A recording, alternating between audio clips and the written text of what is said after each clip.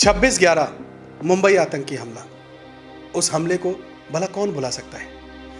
उस हमले का मास्टरमाइंड तहावुर राणा हिंदुस्तान की सरजमी पर आ चुका है। मोदी सरकार उसको अमेरिका से एक्सट्राडाइट करके लाई है। तहावुर राणा अब बोलेगा तो बहुत सारे राज खोलेगा, ऐसे राज जिसमें 26/11 की जो आतंकी साजिश है उसमें हिंदुस्तान के अंदर कौन से लोग थे जिन्होंने तहावुर राणा को सपोर्ट किया, पाकिस्तान की आईएसआई को सपोर्ट किया। बहुत सारे राज खोलेंगे तो हिंदुस्तान के अंदर बैठे हुए साजिशकर्ता वो एक्सपोज होंगे। इसके अलावा पाकिस्तान एक्सपोज होगा, आईएसआई एक्सपोज होगी, और इसके अलावा बहुत सारे राज जो हिंदुस्तान को जानना जरूरी है वो खुलकर सामने आएंगे। हिंदुस्तान में ऐसे बहुत सारी आतंकी घटनाएं हैं, ऐसे बहुत सारे किस्से हैं जिनके राज आज भी दफन हैं और जिनका खुलना बहुत जरूरी है। लेकिन वो सामने कैसे आए? उनको तो सामने लाने वाला कोई ऐसा शख्स हो सकता है जो इन घटनाओं की बारीकियों को गौर से समझता हो, जानता हो या इनके करीब रहा हो। आज हमारे साथ एन के सूद साहब हैं। एन के सूद साहब फॉर्मर रॉ ऑफिसर रह चुके हैं। एन के सूद साहब, बहुत बहुत स्वागत है आपका इंडिया न्यूज के इस पॉडकास्ट में। बहुत बहुत शुक्रिया आपका। सर, तहावुर राणा हिंदुस्तान आ चुका है। हिंदुस्तान का अमेरिका से तहावुर राणा को एक्स्ट्राडाइट करके लाना, ये कितनी बड़ी उपलब्धि मानते हैं आप? देखिए, बहुत बड़ी उपलब्धि है, हमारी एक डिप्लोमेटिक विन है। ये पता चलता है कि देश की आज कितनी बड़ी पहुंच है, देश की पीएम मोदी की पहुंच है, पीएम मोदी की पोजीशन और इंडिया की पोजीशन है। क्योंकि यूएस से किसी को लाना बहुत बड़ी बात है, आम आदमी जो भी सोचता हो, लेकिन एक तरीके से इम्पॉसिबल काम है जो इंडिया ने अचीव किया। और जिस तरीके से पीएम मोदी डोनाल्ड ट्रंप से कहकर के इसको इंडिया के अंदर लेके आए, इससे बहुत से राज खुलेंगे। जैसे आपने कहा, बहुत से लोग एक्सपोज होंगे, बहुत से लोग जिनके खिलाफ एक्शन नहीं हो पाया फॉर लैक ऑफ एविडेंस, उनको नापा जाएगा। और फिर क्या स्टेप्स लिए इंडिया ने कि दोबारा ऐसे इंसिडेंट हो, उस पर भी कुछ काम किया गया। इवन मनमोहन सिंह के टाइम में काम स्टार्ट कर दिया गया था, और बहुत से लोग ऐसे थे जब मनमोहन सिंह की गवर्नमेंट थी, उनको पुलिस पकड़ रही थी तो उनको बचा लिया गया। कुछ बॉम्बे के लोग हैं। और तहावुर राणा बहुत से राज खोलेगा। नेचुरली बात ये खोलेगा कि जब इंडिया के अंदर घूम रहा था तो उसको किस किस जगह में किस किस ने सपोर्ट किया, कौन से स्लीपर सेल थे, कौन से इंडियन डीप स्टेट के मेंबर्स थे। आज क्वेश्चन उठ रहा है यूएस का डीप स्टेट नहीं, इंडिया का डीप स्टेट, क्योंकि यहाँ पे बहुत से इंसिडेंट हुई है पास के अंदर जिसके राज खुलने चाहिए, पता चलना चाहिए। बहुत से इंटेलिजेंस के लोग वो भी इसके साथ मिले हुए थे, डीप स्टेट के साथ मिले थे। मैं इस केस की बात नहीं कर रहा, बहुत से और राज हैं जो खुलने चाहिए, और गवर्नमेंट को पूरी इन्वेस्टिगेशन करनी चाहिए, पूरी टीम को, कि किस किस जगह में किस किस लोगों ने देश के खिलाफ काम किया। एक बहुत बड़ी साजिश थी ये जो आपकी 26/11 की हुई। और ये भी कहा जाता है कि बड़ी कैजुअल अप्रोच थी हमारे रॉ के लोगों की, और हमारी गवर्नमेंट की तो बड़ी कैजुअल अप्रोच थी। आप देखिए कि एक इंसिडेंट हुई, मुंबई बम ब्लास्ट हुआ, 2 दिन तक आपके पास कोई कमांडो नहीं मिले भेजने के लिए। कौन था होम मिनिस्टर? क्या कर रहे थे प्राइम मिनिस्टर? क्या आज इंडिया में ऐसी बात हो सकती है? क्या ये बहुत बड़ी साजिश नहीं है? लैक ऑफ रिस्पॉन्सिबिलिटी नहीं है? चाहे मनमोहन सिंह की गवर्नमेंट हो, चाहे उनके होम मिनिस्टर हो, चाहे रॉ और आईबी के चीफ हो, कौन क्या कर रहे थे? सबको क्वेश्चन पूछना चाहिए, सबको नपना चाहिए, सबके ऊपर उंगली उठनी चाहिए कि क्यों ऐसी भारी गलती हुई। देश हमारा है, इसको सेफगार्ड करना हमारी ड्यूटी है, चाहे रॉ के लोग हों, चाहे आईबी के लोग हों, चाहे गवर्नमेंट के लोग हों। तो कैसे ऐसे हो सकता है कि 2 दिन तक यहाँ लोग घूमते रहे, फिर यहाँ पे कुछ मीडिया के लोग थे, इनकी वीडियो बनाते रहे, वीडियो बना के पाकिस्तान के अंदर दिखाते रहे? क्या उनको एक्सपोज नहीं करना चाहिए? ऐसी बात कारगिल के अंदर भी हुई थी, जब कारगिल का वार था, वहाँ भी कुछ लोग मीडिया के पहुँच करके पूरी की पूरी इन्फॉर्मेशन पास कर रहे थे पाकिस्तान को। इनके ऊपर एक्शन की जरूरत है, हम इसको कैजुअली नहीं ले सकते इस चीज़ को। और ठीक बात है कि पाकिस्तान 75 साल से इंडिया के अंदर टेररिज्म फैला रहा है, टेररिज्म कर रहा है। क्या इसी तरीके से हम वेट करते रहेंगे कि पाकिस्तान एक टेररिस्ट एक्टिविटी करे, उसके बाद हम किसी को पकड़ के ले आए, फिर हम कहें जी इसमें ऐसे इन्वॉल्व थी? क्या टाइम नहीं आ चुका कि पाकिस्तान की गर्दन नाप दी जाए? आज पाकिस्तान ये कर रहा है, कल बांग्लादेश भी तैयारी कर रहा है इस चीज़ की, तो सबको नापना पड़ेगा, सब पे कंट्रोल करना पड़ेगा। हम एक बड़ी अर्थव्यवस्था बन के आ गए, एक बड़ी पावर है, हमारे पास मिलिट्री है, हमारे पास आर्मी है, हमारे पास एयरफोर्स है, नेवी है, और छोटी छोटी कंट्रीज हमको धमकी दे के चली जाती है। कब तक ये चलता रहेगा? कब तक हम झेलते रहेंगे? वक्त आ गया है, बिल्कुल वक्त जब आ गया। हमें डिफेंसिव की जगह ऑफेंसिव होना पड़ेगा। बिल्कुल। सर एक चीज़ जानना चाहूँगा, तहावुर राणा, डेविड कॉलमैन हेडली, ये लोग 26/11 हमले से पहले बाज़ाब्ता यहाँ आए, यहाँ रुके, यहाँ ठहरे और इन्होंने 5-5, 6-6 स्टेट्स में जाकर के रैकी की। सर क्या, और फिर यहाँ पर रैकी करने के बाद ये पाकिस्तान वापस गए, और ये एक बार नहीं हुआ, कई बार हुआ। क्या हिंदुस्तान की जो गुप्तचर एजेंसियां हैं वो क्या कर रही थी? हाथ पर हाथ रखे बैठी थी? इंफॉर्मेशन नहीं थी उनके पास? इंफॉर्मेशन थी तो क्या दबाई गई? देखिए, इस केस की तो बात नहीं करूंगा, मेरे पास बहुत से ऐसे केसेस हैं जिनकी इन्फॉर्मेशन दबाई गई, गवर्नमेंट से शेयर नहीं की गई, और गवर्नमेंट से शेयर की गई तो गवर्नमेंट ने उस पर एक्शन नहीं लिया। बहुत से इंसिडेंट्स है पास्ट के अंदर भी। हमारी क्या वीज़ा पॉलिसी है? मैं लंदन में था तो हमारे जो वहाँ पे हाई कमिश्नर थे वो चले जाते थे अपने ऑफिस से जाकर के बाहर खड़े हो जाते थे, लोगों से पूछते थे आपको वीज़ा में कितना टाइम लग रहा है, कोई प्रॉब्लम तो नहीं है? मतलब उनका मतलब था वीज़ा दो, पैसा कमाओ, और ये अपनी वो सोचते थे बड़ी हमारी कामयाबी है, हम क्यों नहीं कहते, वो क्यों नहीं किसी को ब्लैक लिस्ट करते। आप देखिए बहुत सी जगह के अंदर सिख यहाँ पे खालिस्तानी यहाँ पे प्रोटेस्ट करते हैं, क्या हम उनको ब्लैक लिस्ट नहीं कर सकते? क्या प्रोसीजर है ब्लैक लिस्ट करने का?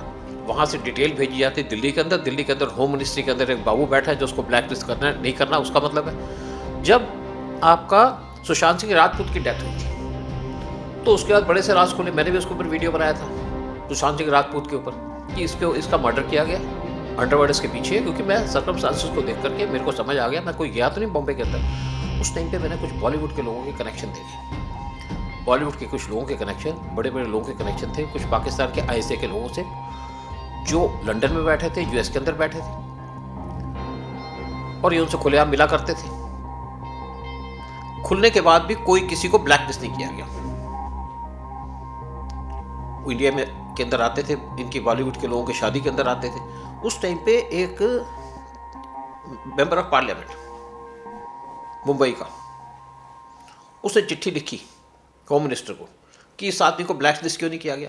उसके बाद उसको ब्लैक लिस्ट किया गया।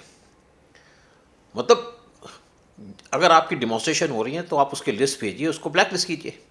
सर अमेरिका में 9/11 हुआ, उसके बाद जो इन्फॉर्मेशन हमने इन्वेस्टिगेट की, हमने कुछ पढ़ी, हमने कुछ खंगाली, हमने रिसर्च में पाया कि साल 2002 में पाकिस्तान में कराची के अंदर बाज़ाब्ता एक बैठक हुई, आईएसआई इन्वॉल्व हुआ उसमें, लश्कर ए तैयबा इन्वॉल्व हुआ उसमें जाकिर नाइक इन्वॉल्व हुआ, और उसमें कहते हैं कि तहावुर राणा भी था।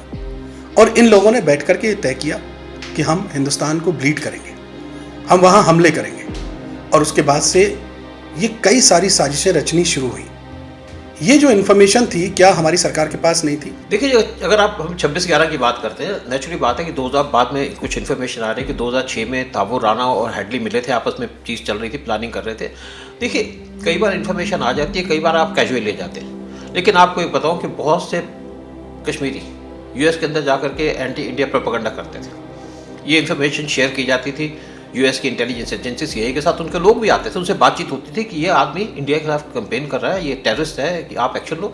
वो लोग स्माइल करके चले जाते थे, बड़े खुश होते थे, इंडिया के ऊपर एक्शन हो रहा है, कोई बात नहीं, हमारे पे तो नहीं हो रहा। जब वहाँ पे 9/11 हुआ तब से अमेरिका की आँख खुली।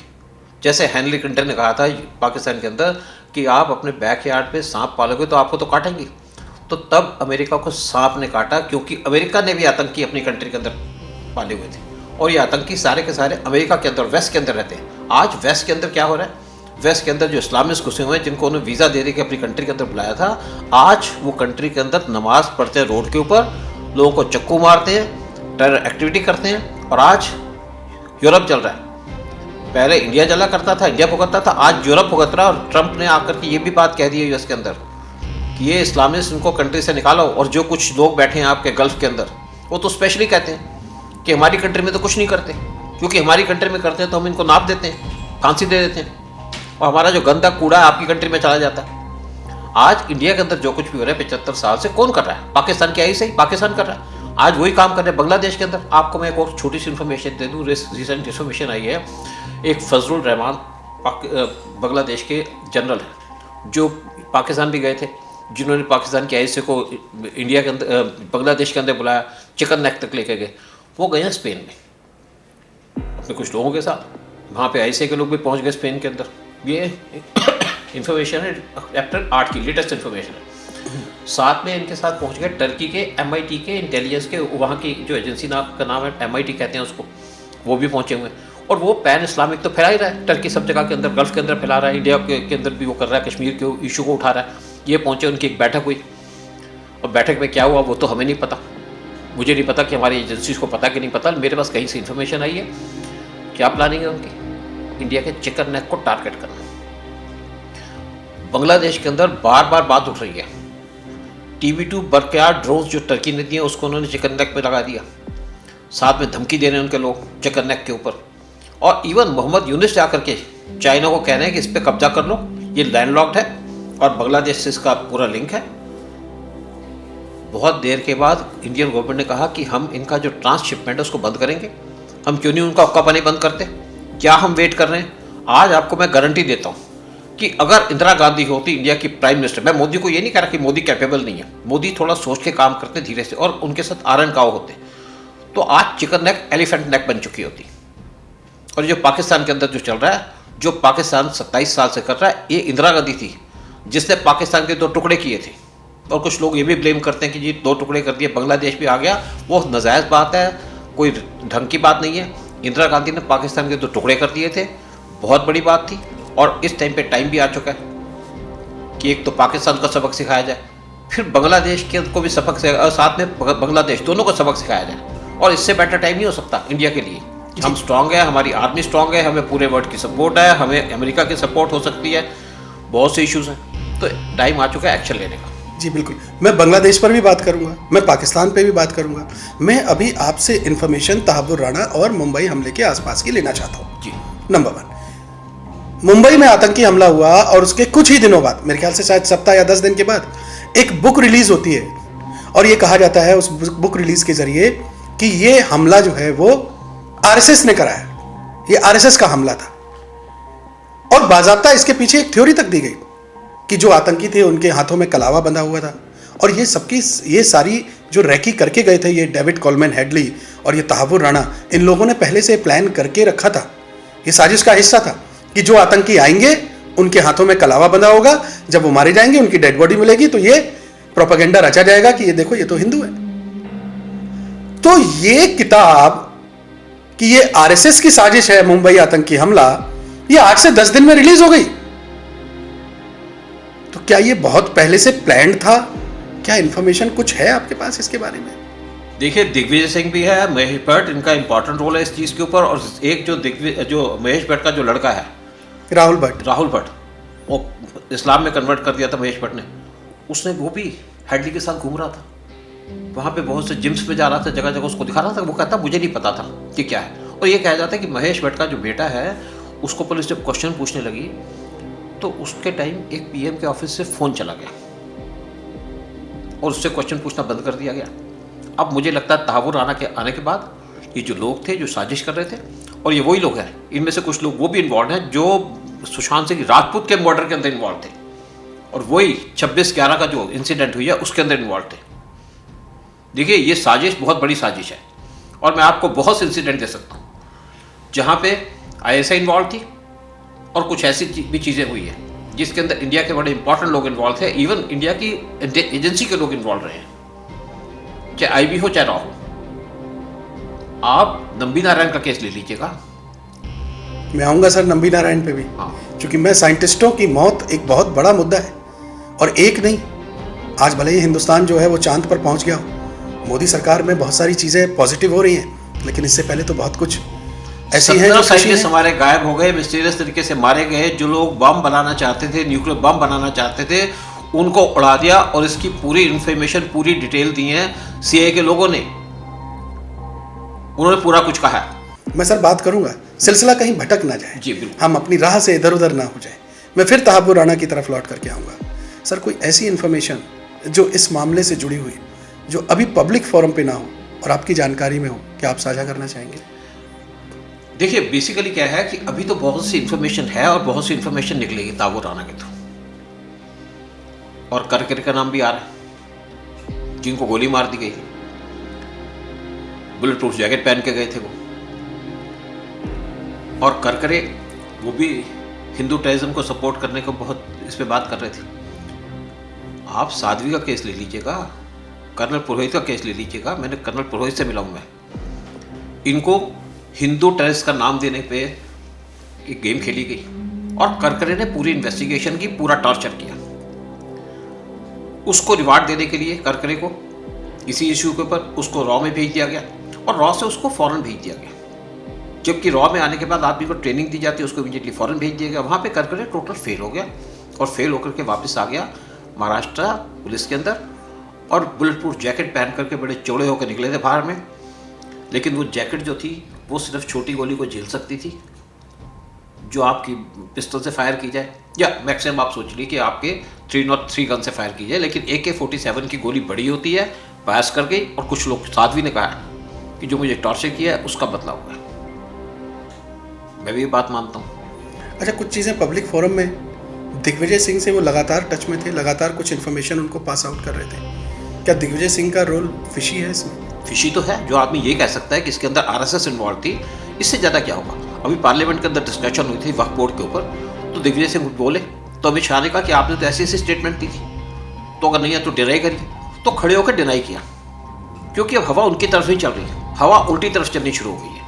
यहाँ पे इंडिया के अंदर देखिए कन्वर्शन हुआ करती थी, नेहरू के टाइम से कन्वर्शन होती थी, हिंदुओं को मुसलमान बनाना। इवन पंजाब के अंदर जहाँ पे कांग्रेस की गवर्नमेंट आई वहाँ पे भी कन्वर्शन चल रही थी, CAS के अंदर इन्वॉल्व थी। तो बहुत चीज़ें इंडिया के अंदर हो रही थी। इंडिया के अंदर हिंदू मेजॉरिटी को धक्का मारने की कोशिश की जा रही थी। जब आपका जो आपकी एक्सप्रेस चलती थी, ट्रेन चलती थी समझौता एक्सप्रेस, उस पर भी बम ब्लास्ट हुआ। और आपको बता दूं कि समझौता एक्सप्रेस के अंदर रॉ के कुछ लोग जाया करते थे। उन्होंने मुझे खबर दी कि कुछ पाकिस्तानी थे जिन्होंने बम ब्लास्ट किया, लेकिन सब चीज़ को रफा दफा करने की कोशिश की गई और ये कहा गया कि यहाँ तो हिंदुओं ने इसके ऊपर बम ब्लास्ट किया। ये टाइम चल रहा था कांग्रेस के टाइम, ऐसी बात है। मैं आपसे ये जानना चाहता हूँ कि राहुल गांधी, सोनिया गांधी चाइना पहुँचे, 2008 की ही बात है, और वहाँ पर शी जिनपिंग के साथ, चाइना के साथ एक गुप्त समझौता हुआ। वो समझौता क्या था, आज दिन तक किसी को कुछ नहीं पता। देखिए, इनके बहुत सी प्रॉपर्टीज़ हैं फॉरेन के अंदर, ये कहा जाता है, बहुत से इनके बिजनेसेस हैं। मैं आपको और बता दूं, ये कहा जाता है कि पावरफुल लेडी कांग्रेस के अंदर, she was arms agent. She was arms agent. Who? नाम नहीं पता मुझे, क्योंकि मैंने खुद उसके बारे में देखा हुआ है। आदमी रिपोर्ट आकर देख देगा, लेकिन रॉ के लोगों ने मना कर दिया रिपोर्ट लेने से, या लेकर रख दी, बताया नहीं गवर्नमेंट को। आप देखिए, जब मनमोहन सिंह के टाइम में बहुत से आर्म्स की डील हुई, VVIP, हेलीकॉप्टर्स, फलाना ले लो, लेकिन आर्मी के लिए कुछ नहीं हुआ। इन सास राइफल्स थी, वो कहते हैं हमको नाइट विजन इक्विपमेंट दे दो, नहीं मिलेंगे, पैसा नहीं है। हमको रफाल प्लेन दे दो, पैसा नहीं है। हमको बुलेट प्रूफ जैकेट दे दो, पैसा नहीं है। हेलमेट दे दो, पैसा नहीं है। जूते दे दो, पैसा नहीं है। एक और हमारे डिफेंस मिनिस्टर थे, जब उनको कहा गया कि जी हमको ये फलाना चीज़ चाहिए, आर्मी वाले कहा इतने डॉलर के, पैसा मत बताओ क्या चीज़ चाहिए। तो $20 की चीज़ $200 में खरीदी जाती थी। ऐसे भी हैं लोग। आपने रफाल नहीं लेके दिए, आर्मी के जवानों के सिर कट जाते थे बॉर्डर पे, लेकिन कहते ये नहीं, पाकिस्तान नहीं है, ये तो उनके मिलिटेंट हैं। अरे पाकिस्तान या मिलिटेंट हो एक ही बात है।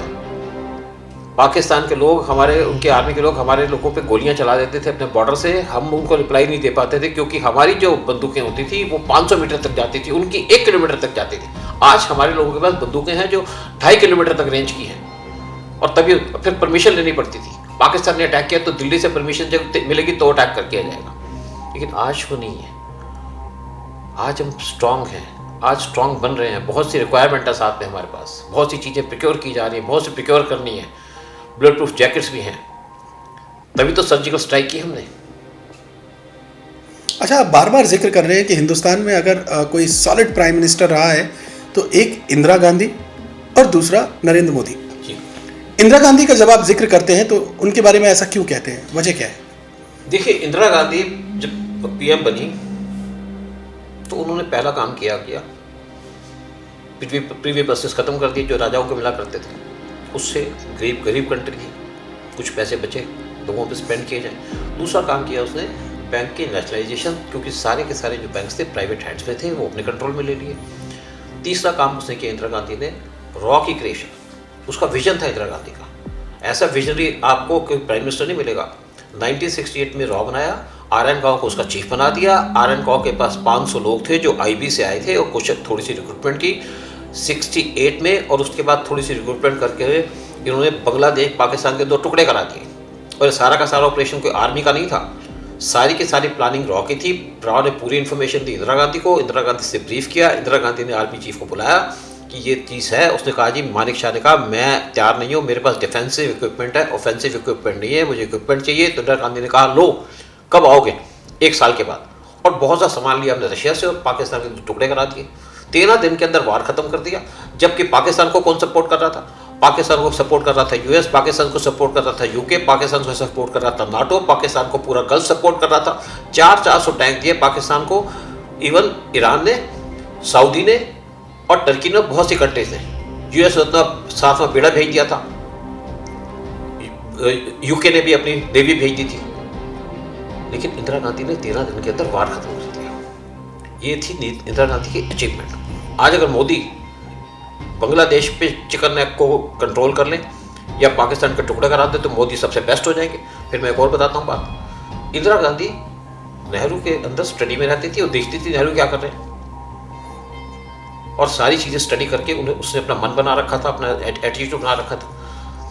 1974 में एक तो उसने न्यूक्लियर बॉम्ब ब्लास्ट किया पोखरान के अंदर, पूरा वर्ल्ड हिल गया उसके ऊपर। अगर वो ना होता तो उसके बाद हमारा न्यूक्लियर बॉम्ब ना बनता। तीसरा काम क्या किया कि उसको बताया गया इंदिरा गांधी को रॉ के द्वारा कि जो चोग्याल है सिक्किम का किंग, उसकी वाइफ मिसेस कुक वो सीआईए की एजेंट है। सिक्किम बड़ी इंपॉर्टेंट जगह थी, बड़ी स्ट्रेटेजिक जगह थी हमारे पास। तो इंदिरा गांधी, जो चोग्याल था इंदिरा गांधी के साथ अंडर स्टडी रहा करता, तो उसके किंग ने उसको भेजा हुआ था, राजकुमार था, कि आप बैठिए सीखिए क्या डिप्लोमेसी होती है क्या कुछ।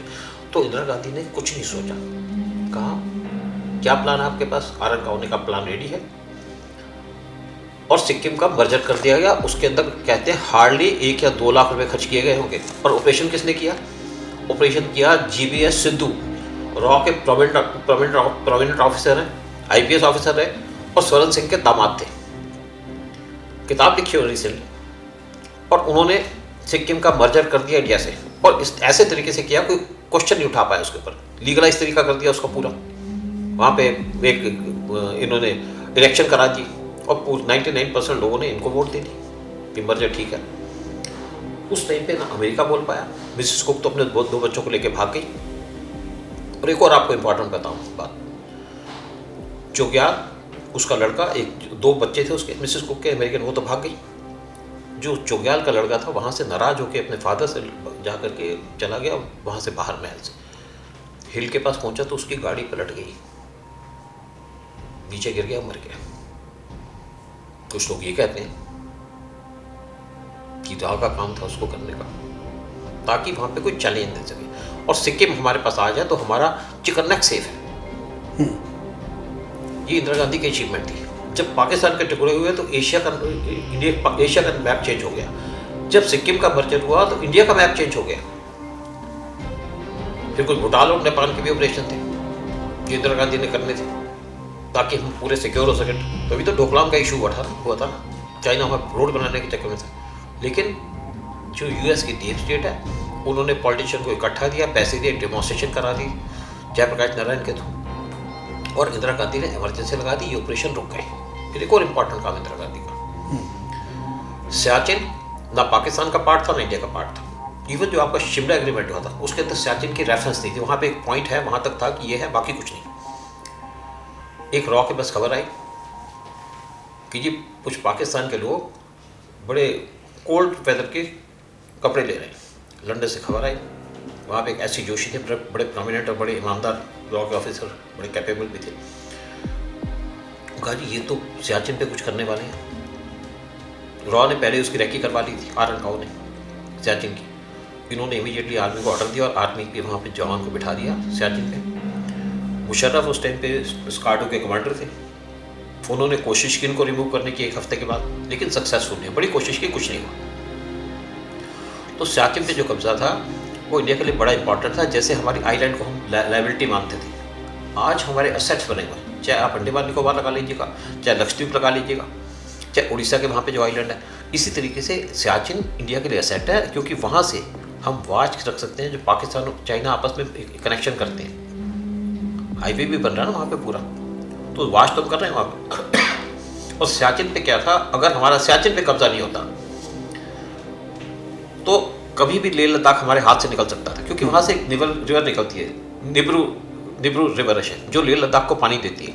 आपको याद होगा कारगिल पाकिस्तान ने क्यों किया, ताकि हम सियाचिन पे कंट्रोल ना कर सके, वहाँ पे अपनी आर्मी को सप्लाई ना दे सके। उनका पर्पस था कि आपके हाथ से सियाचिन गया, कारगिल में कंट्रोल हो गया तो आपकी सप्लाई लाइन रुक गई, आप पे हाथ सियाचिन चला गया तो लेह लद्दाख चला गया। अगर आज हमारा स्टैंड ऑफ चल रहा है भाई यूएस के चाइना के साथ 4 साल तक, पहली बार स्टैंड ऑफ हुआ या सेकंड टाइम, उससे पहले हम चाइना के सामने खड़े नहीं होते थे। वो स्टैंड ऑफ हुआ और चाइना को बैकअप करना पड़ा।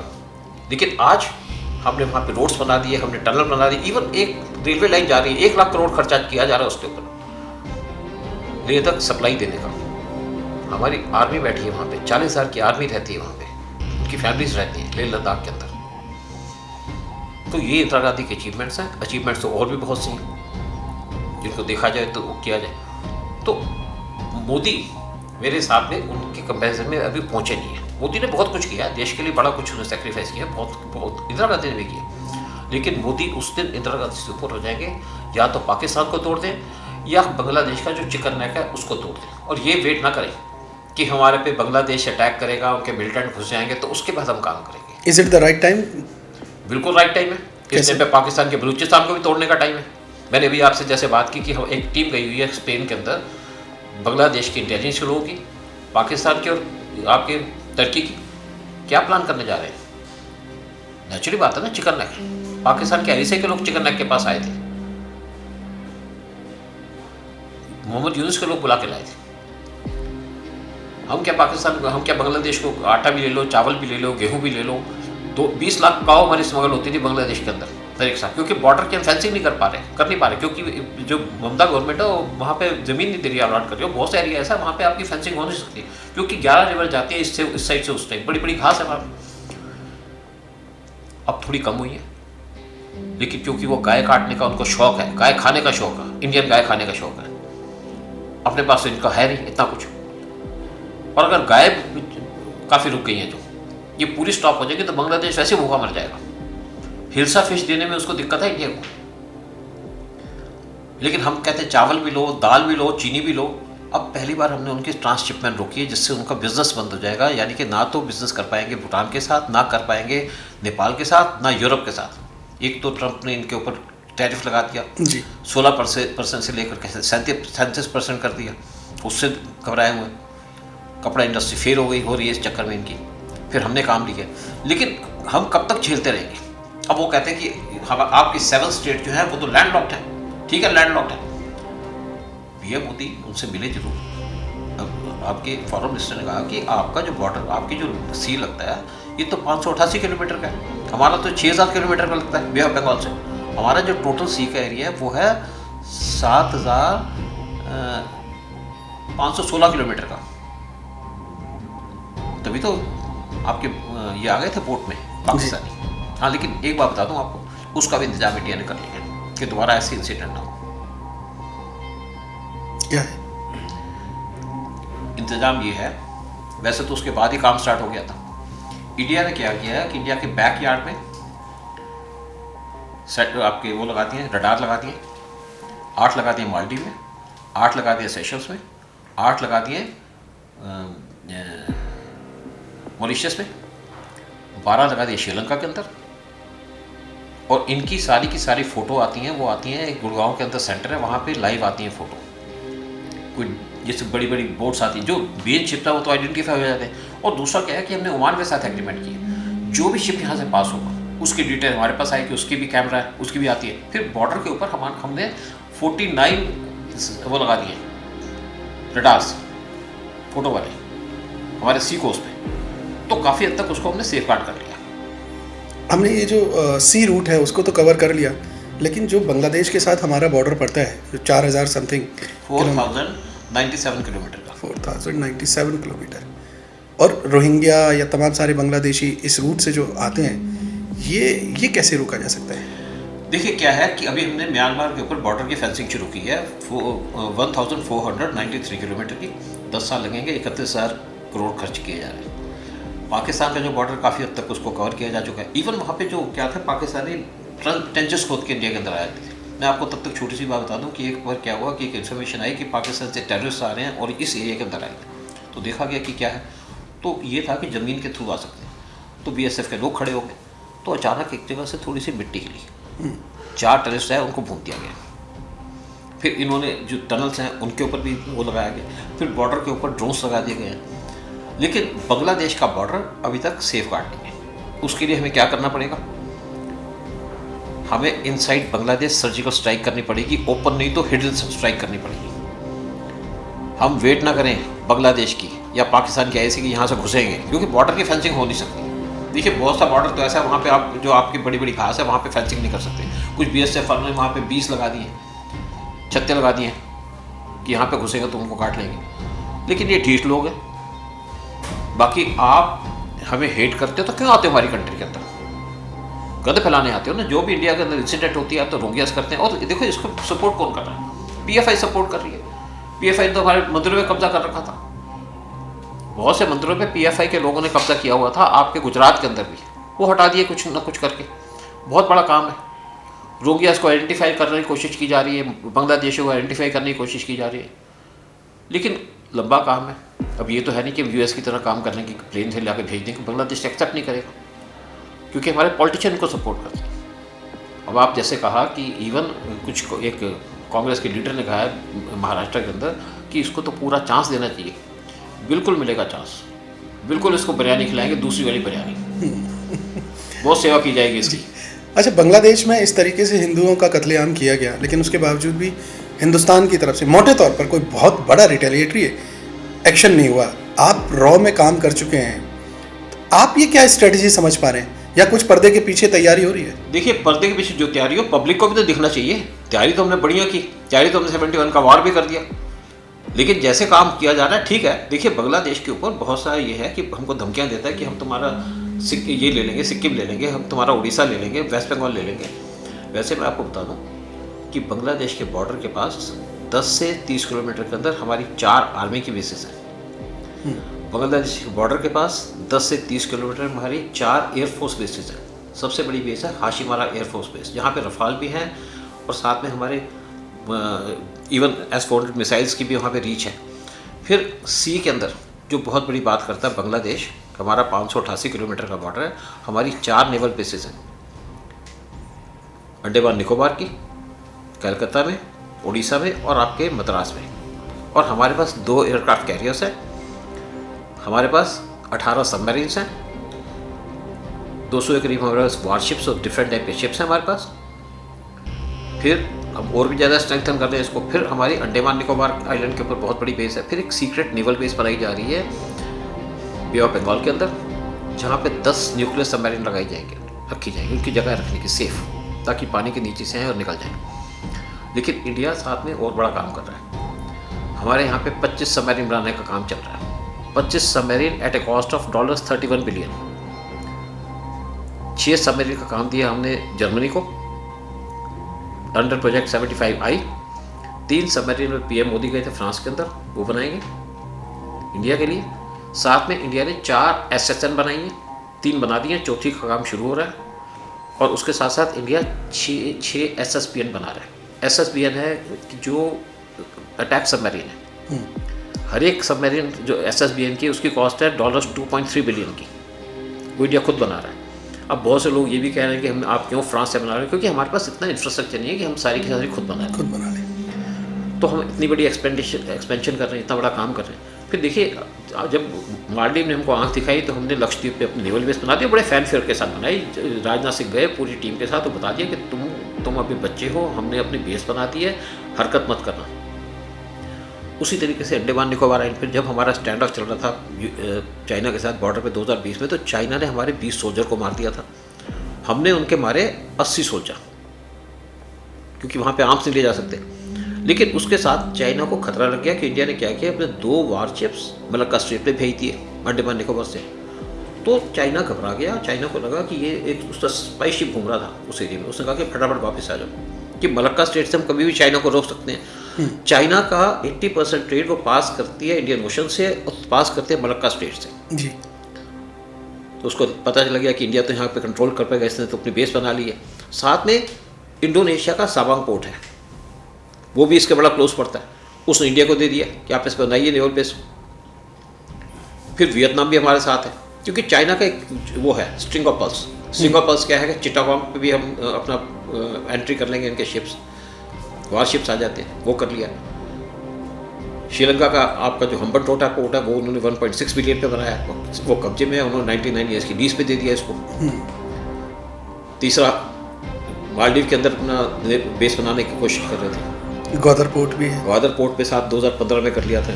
तो इन्होंने इंडिया को एक तरीके से घेर लिया कि तुमको सी के अंदर नोच देंगे, तुम्हें तुम्हारी गर्दन नाप लेंगे। हमारी पॉलिसी क्या थी? लुक ईस्ट, मनमोहन सिंह के टाइम से, कि हम देखेंगे लेकिन करेंगे कुछ नहीं। मनमोहन सिंह किसी करने के काबिल भी नहीं थे। मोदी ने आके पॉलिसी चेंज की, एक्ट ईस्ट, देखेंगे भी करेंगे।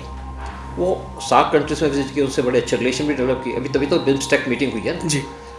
तो उसके बाद इंडोनेशिया ने अपना पोर्ट दे दिया। एक तारांग पोर्ट है वियतनाम का, वहाँ भी हमारे वारशिप जाते हैं, क्योंकि वहाँ पे हमारे जो है वहाँ पे ऑयल की एक्सप्लोरेशन की जा रही थी इंडियन ऑयल कॉर्पोरेशन के द्वारा। तो चाइना क्या करता था, हमारे जो शिप्स जाते थे जो एक्सप्लोरेशन करते थे उनके पास अपने वारशिप भेज देता था। लेकिन जब से मोदी आया चाइना ने बंद कर दिया। चाइना से हमें डर लगता था, आज चाइना हमसे डरता है। तो ये जो उनका काम था। फिर जैसे इनका हम्बनटोटा पोर्ट है, उसके पास एक मटाला एयरपोर्ट है जो भी चाइना ने बनाया। वहाँ पे एक फ्लाइट आती थी हफ्ते के अंदर, वो भी उनके लिए लायबिलिटी थी। रशिया, इंडिया और अडानी ने मिलकर के उस एयरपोर्ट पे कब्जा कर लिया, उसको मेंटेन कर रहे हैं। अब रशियन भी वहाँ जाते हैं, जो टूरिस्ट जाते हैं वो मालदीव नहीं जाते, श्रीलंका के अंदर जाते हैं। और यहाँ से ये सिर्फ 40 किलोमीटर दूर है आपके हम्बनटोटा पोर्ट से। तुम पूरी वॉच रख सकते हैं उनके ऊपर। और इस टाइम पे पीएम मोदी गए थे इस टाइम पे श्रीलंका के अंदर, उनसे कहा कि इनके अपनी लैंड को मत यूज़ करने देना चाइना को। उसने एग्री भी कर लिया, उन्होंने एग्री भी कर लिया। स्पाई शिप आते थे पहले इनके पास। इसी तरीके से मालदीव के अंदर भी चाइना को रोक रहे हैं हम। फिर हमने कारावार नेवल बेस बनाई है कर्नाटका के अंदर, साथ में लक्षद्वीप के पर हमने बेस बना दी। फिर हमने मॉरिशस, एक हिंदू कंट्री है इंडियन ओशन पे, वहाँ पे हमारी नेवल बेस आ गई है। 2 आइलैंड लिए हैं हमने वहाँ से, हमारी नेवल बेस है, ताकि हम अपना कंट्रोल रख सकें यहाँ पे। और मेन हमारा जो थ्रेट है वो है चाइना। फिर ओमान ने अपना डोकम पोर्ट दे दिया इंडिया को। तो इंडिया ने जो स्ट्रिंग ऑफ पल्स था उसको पूरे तरीके से स्ट्रिंग ऑफ डायमंड से काउंटर कर दिया। फिर आप देखिए ना ईरान का चाबार पोर्ट, वहाँ पे इंडिया डेवलपमेंट कर दिया ताकि पाकिस्तान का चाबार पोर्ट डेवलप ना हो सके। लेकिन अब क्या है कि एक यूएस को इंडिया को समझाना पड़ेगा कि अगर, क्योंकि इस यूएस की इस टाइम अटेंशन है सारी चाइना की तरफ, समझाना पड़ेगा कि आप चाइना को रोकना चाहते हो तो चाइना का जो सी का एक्सेस है गवादर पोर्ट पे रोको। वो कैसे रुकेगा? वैसे रुकेगा कि पाकिस्तान के टुकड़े कर दो। गवादर पोर्ट बिलोंग करता है बलूचिस्तान को, बलूचिस्तान को लिबरेट करा दो। टूटना चाहता और पीएम मोदी ने तो वैसे भी प्रॉमिस किया था बलूचिस्तान को सपोर्ट करेंगे, तो करो सपोर्ट इस टाइम पे। Is it the right time? बिल्कुल राइट टाइम। देखिए कई चीज़ों का राइट टाइम है, क्योंकि इस टाइम पे ट्रेड वार चल रहा है। इस टाइम पे चाइना और यूएस का, यूएस ने ट्रेड वार के स्टार्ट करते करते यूएस ने एक और बड़ा काम किया। यूएस ने तालिबान या अफगानिस्तान के अंदर जो इनका सबसे बड़ा बागराम एयरपोर्ट, वहाँ पे इनके प्लेन आ गए, इनके सीआईए के लोग पहुँच गए वहाँ पे, क्योंकि बागराम एयरपोर्ट दोबारा से यूएस लेना चाहता है। और क्यों, और उस पर भी बात करेंगे क्यों लेना चाहता है और क्या पर्पस है। क्योंकि वो चाइना को काउंटर करना चाहता है। यहाँ से चाइना की 1 घंटे की फ्लाइट है जहाँ पे चाइना की न्यूक्लियर साइट्स है, मेन न्यूक्लियर साइट्स है। और क्यों दे दिया इसने तालिबान ने इस टाइम पे? क्योंकि तालिबान को पैसे की ज़रूरत है। अफगानिस्तान के अंदर ये रिच है रिसोर्सेज के अंदर, जिसको चाइना एक्सप्लॉइट कर रहा है, जो उसको रशिया भी पसंद नहीं करता, क्योंकि उसके बैकयार्ड पे पड़ता है। जितनी भी रशियन रिपब्लिक कंट्रीज हैं उनका तो डायरेक्ट लिंक है ना अफगानिस्तान के पास। ताजिकिस्तान पास में लगता है, आपका कजाकिस्तान यहाँ पे लगता है, फिर इनका तुर्कमेनिस्तान है। रशिया का पार्टी थी ना एक टाइम पे। तो इस टाइम पे आपका अफगानिस्तान ने इंडिया को भी इन्वाइट किया कि आप अपनी ट्रेड डेलीगेशन भेजो, यहाँ पे काम कराओ, आप एक्सप्लोर करो हमारे यहाँ पे। वो तालिबान इसलिए इंडिया से खुश है कि इंडिया ने उनको वीट भेजी थी, फ्री भेजी थी, 40,000 टन मोदी के टाइम में। फिर उसके बाद इंडिया ने इनको दवाइयाँ भेजी फ्री के अंदर, जब पाकिस्तान ने नहीं किया तो ईरान के रास्ते से भेज दिया। लेकिन बागराम एयरपोर्ट पे कंट्रोल करना यूएस के लिए बड़ा इंपॉर्टेंट है 3 चीज़ों के ऊपर या अफगानिस्तान के ऊपर। एक तो वो चाइना पे काउंटर कर सकेगा, दूसरा ये हेल्प करेगा अफगानिस्तान को कि अफगानिस्तान का इस टाइम पे डिस्प्यूट चल रहा है पाकिस्तान के साथ, ताकि वो पाकिस्तान को नहीं अफगानिस्तान को सपोर्ट करे। और इससे पाकिस्तान बड़े खतरे में है, क्योंकि आपस में वो भी चाहता है कि हमारा जो ड्यूरल लाइन है वो ख़त्म हो, एरिया हमें वापस मिले। उसका तो 100 साल का पीरियड भी ख़त्म हो चुका है, वो मिल जाए इसको। और ये टाइम बेस्ट है अगर हम अपने डिप्लोमेटिक या अपने कार्ड्स बड़े तरीके से खेलें, क्योंकि इस टाइम पे यूएस के अंदर चाहे उनका सीए का चीफ है या उनके फॉरेन मिनिस्टर हैं या फॉरेन सेक्रेटरी हैं या उनके इंटेलिजेंस के चीफ हैं, वो सबके सब इंडिया के क्लोज हैं। ट्रंप को एक्सप्लेन कर सकते हैं, उनको समझा सकते हैं जी कि ये काम करिए और बलूचिस्तान को लिबरेट करा रही है, क्योंकि पाकिस्तान जब तक रहेगा ये सांप हमें काटता रहेगा। क्या बलूचिस्तान को पर्दे के पीछे से इंडिया सपोर्ट कर रहा है? देखिए, मैं एक तो पहले कहूँ कि एक तो मोदी साहब की स्टेटमेंट आई थी 2015 में 15 अगस्त को, लाल किले से बोले थे बलूचिस्तान के बारे में, तो टाइम आ चुका है प्रॉमिस करने का। नहीं करना तो करना चाहिए इनको। और दूसरी बात डोवाल साहब की भी स्टेटमेंट है कि अगर ये 26/11 दोबारा किया तो बलूचिस्तान को ले लेंगे, अलग कर देंगे। खुल के बोला। तो 2 स्टेटमेंट का क्या मतलब है? और बलूचिस्तान को तो हम, जैसे हमने बांग्लादेश को लिबरेट कराया, हमें बलूचिस्तान को लिबरेट कराने की ज़रूरत नहीं है, उनको ट्रेनिंग देने की ज़रूरत नहीं है। जैसे उन्होंने ट्रेन को हाईजैक किया, पूरा प्रोफेशनल तरीके से काम किया, ट्रेंड है, अपनी लड़ाई लड़ सकते हैं। हमको उनको सपोर्ट करनी चाहिए, गवर्नमेंट एग्जाइज बनानी चाहिए, उनके लोगों को इनवाइट करना चाहिए इंडिया के अंदर। जब पाकिस्तान आपकी कंट्री के अंदर टेररिस्ट भेज सकता है तो आप क्यों नहीं कर सकते काम भी? आज वर्ल्ड के अंदर इंडिया को कौन नहीं सपोर्ट करता? रशिया सपोर्ट करता है हमेशा शुरू से, पूरा गल्फ हमारे साथ है, पूरा वेस्ट हमारे साथ है, क्योंकि वेस्ट से हम आर्म्स एमुनिशन लेते हैं, बहुत से रफाल प्लेन्स लेते हैं उनसे, तो सपोर्ट तो उनको करना पड़ेगा हमको। जी बिल्कुल। पाकिस्तान को थोड़ी करेंगे। इवन जर्मनी ने पाकिस्तान के जो सबमरीन मांगी थी, इनको एआईपी सिस्टम लगाने की बात की तो जर्मनी मना कर दिया। इवन ग्रीस के पास गए थे कि हमारी बैटरी को रिचार्ज करना है, बैटरी को डेवलप करना है या कुछ और चीज़ें चाहिए, तो ग्रीस ने इंडिया के कहने पे मना कर दिया उनको, तो मैं नहीं देंगे। तो आज हमारा इन्फ्लुएंस है, हमारी पावर है, हम बहुत बड़ी पावर बन चुके हैं, हम वर्ल्ड को हेल्प कर रहे हैं, तो हमारे क्यों नहीं वर्ल्ड हेल्प करेगा? मैं एक चीज़ और पूछना चाहता हूँ। 9 मार्च को इंडिया ने चैंपियंस ट्रॉफी जीती और उसका पूरे दुनिया में डंका बजा, सबने देखा, उसको सेलिब्रेट किया गया। और उसके बाद 11 मार्च को Jaffar express Balochistan liberation army ने हाईजैक कर ली। क्या ये स्पेस दिया गया इंडिया को या पहले से प्लान था? देखिए, मैं कोई इन्फॉर्मेशन आपके पास है इसके बारे में? नहीं, देखिए, मैं कोई अभी रॉ में सर्व नहीं कर रहा, होता भी तब भी हर एक बड़े लिमिटेड उसमें होता है। लेकिन मैं एक चीज़ जरूर एक बात कहूँगा कि इस बलूचिस्तान को सप्रेस किया पाकिस्तान ने सालों से। और सबसे इम्पोर्टेंट बात क्या है, ट्रेन तो हाईजैक हुई, वर्ल्ड में के ऊपर पूरी इन्फॉर्मेशन पहुँच गई, लेकिन एक चीज़ और देखिए इसके अंदर, पाकिस्तान की नाकामी। पाकिस्तान ने अपने सोल्जर्स को सेव नहीं किया, कोई अटैम्प्ट नहीं किया उसने सोल्जर को सेव करने की। हम 2 सिविलियन को भी मारने के लिए, बचाने के लिए काम करने लग जाते हैं। पाकिस्तान ने अपने आर्मी के लोगों को सेव नहीं किया। 2,500 पाकिस्तान के आर्मी के लोग जॉब छोड़ के चले गए। पाकिस्तान की आर्मी डिमोरलाइज है। पाकिस्तान के ऊपर अटैक किया जा रहा है बलूचिस्तान के द्वारा, पाकिस्तान के ऊपर अटैक किया जा रहा है टीटीपी के द्वारा। और इस टाइम पे यूएस से कोशिश कर रहा था पाकिस्तान की टीटीपी को एक टेररिस्ट ऑर्गेनाइजेशन डिक्लेयर करे। लेकिन जिस तरीके से तालिबान ने यूएस की एंट्री कर दी अफगानिस्तान के अंदर, यूएस से काम नहीं करेगा। तीसरी तरफ पीओके जल रहा है, पीओके लोग भूखे मर रहे हैं, पाकिस्तान को चिंता नहीं है। सिंध जो है वो भी परेशान है, और सिंधी इस टाइम पे मिलकर के आपस में मिलके सारे के सारे 4 ऑर्गेनाइजेशन मिलकर के पाकिस्तान के खिलाफ खड़ी हो गई हैं। पीओके के लोग इंडिया से मिलना चाहते हैं। इंडिया के अंदर सेलिब्रेशन की जाती है जब कोई काम किया जाता है पाकिस्तान के अंदर, क्योंकि देख चुके हैं कि पाकिस्तान के अंदर लोग भूखे मर रहे हैं। और हमने तो ट्रेन स्टार्ट कर दी कश्मीर के कोने पे तक जा कर के, रोड्स बना दिए, टनल्स बनाई जा रही हैं पूरे कश्मीर के अंदर। बिजली, आप जाइए कश्मीर के अंदर आपको रोड रोलर्स मिलेंगे, वहाँ पे काम किया जा रहा है, सड़कें बनाई जा रही हैं। जब डेवलपमेंट होती है तो नौकरियाँ मिलती हैं, बिजनेस किए जा रहे हैं। और दूसरी बात, पाकिस्तान के अंदर अननोन गनमैन गोलियां मार रहे हैं जो एंटी इंडिया एलिमेंट्स हैं। कौन है? स्माइल करके कह दूँ, सबसे बेस्ट तो यही है जी। देखिए, मैं रॉ में रहा हूँ, मुझे पता है कि हम ये काम कर सकते हैं, लेकिन मैं नहीं कह रहा कि हम करते हैं, क्योंकि एक बार कुछ ने तो एक्सेप्ट भी किया।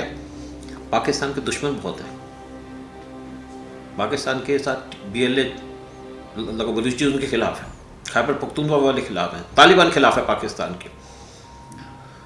तो हमको तो किसी को कहने की ज़रूरत नहीं है, हमको तो इशारे करने की ज़रूरत है, काम हो जाएगा। जी, वैसे तो एक दौर था जब हिंदुस्तान में ब्लास्ट हुआ करते थे और हिंदुस्तान रोता था, वाकई ब्लीड करता था, लेकिन आज की तारीख में जो पाकिस्तान में आतंकी संगठन है वो ब्लीड कर रहे हैं, डर है, बाहर नहीं निकल सकते।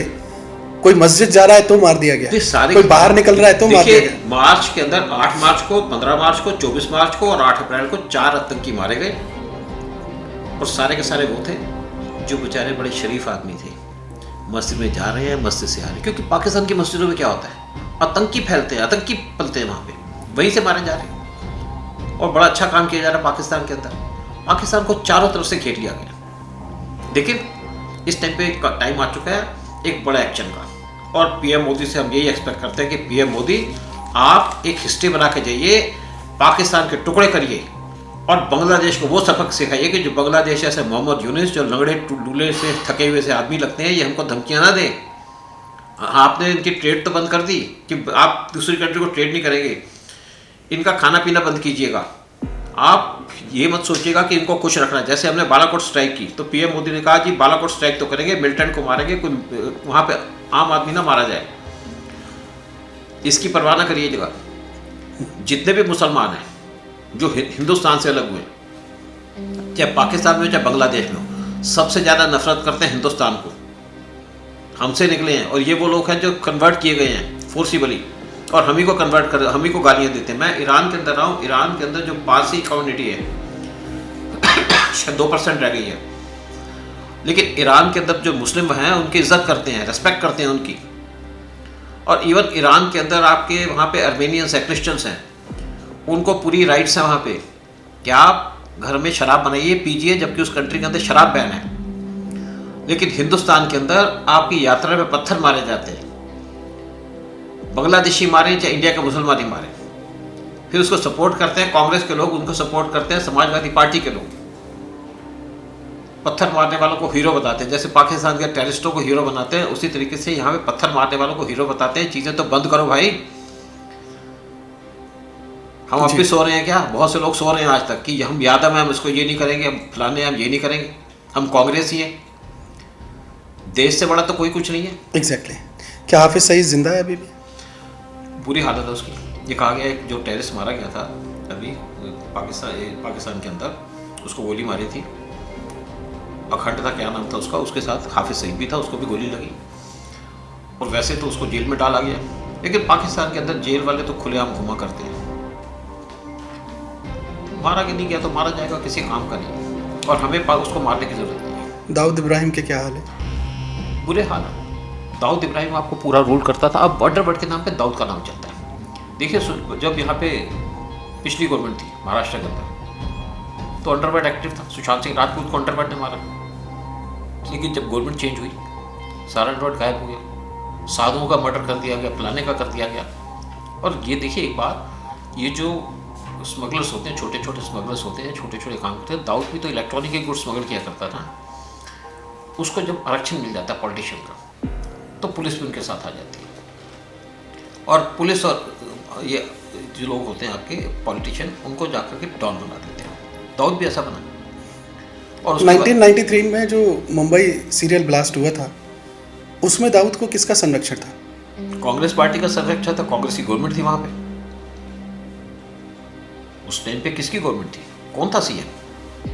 जिसमें बहुत सी रिपोर्ट आई है। एक एन एन वोरा की कमेटी की रिपोर्ट बनाई थी नरसिम्हा राव, उन्होंने बिठा दिया था एक कमीशन, रिपोर्ट आ गई, नाम भी आ गया लिस्ट के अंदर। एन एन वोरा फॉरेन आपके होम मिनिस्टर, होम सेक्रेटरी हुआ करते थे पहले, नाम भी आ गए सबके, पूरी डिटेल आ गई। लेकिन वो इलेक्शन को बाद में निकाल दिया, कांग्रेस हाई कमांड से ऑर्डर आया कि उसको निकाल दो। नरसिम्हा राव बड़े अच्छे प्राइम मिनिस्टर थे, वैसे उनको प्राइम मिनिस्टर बनना नहीं था। जब वो लास्ट मोमेंट पे गए कि उनका पीएस मेरा दोस्त हुआ करता था, उनको कहा गया कि भाई आप जो जा रहे थे तो उसका कहा कि आप रुक जाओ, पीएम बन जाओ, पीएम बन गए। लेकिन आप देखिए 1993 का ब्लास्ट हुआ उनके टाइम में जी छोड़ दिया गया। ये शरद पवार का क्या रोल था? देखिए सारा रोल शरद पवार का था। शरद चीफ मिनिस्टर थे, वहाँ पे अटैक हुआ कि 16-17 जगह जो भी अटैक हुआ, उन्होंने एक और नाम दे दिया, मस्जिद पे भी अटैक हुआ। वो लोग कहते हैं कि इसी वजह से दाऊद इब्राहिम को भागने में मदद मिल गई। देखिए यहाँ पे बगैर पॉलिटिशियन के दाऊद यहाँ पे डॉन नहीं बनता। और अब वैसे हमें दाऊद की ज़रूरत भी नहीं है, क्योंकि आज दाऊद बैठा है, हाफिज सईद बैठा है, तभी तो हमने पाकिस्तान को FATF की ग्रे लिस्ट में डाला था।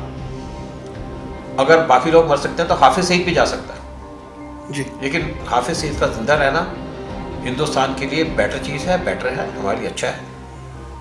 नॉन टेररिस्ट है और पाकिस्तान बाज तो आएगा ही नहीं। तो नाम तो है हमारे पास, नकवी बैठा है, हाफिज सईद बैठा है, लेकिन वो ये डायरेक्शन है बाहर मत निकलना। जी।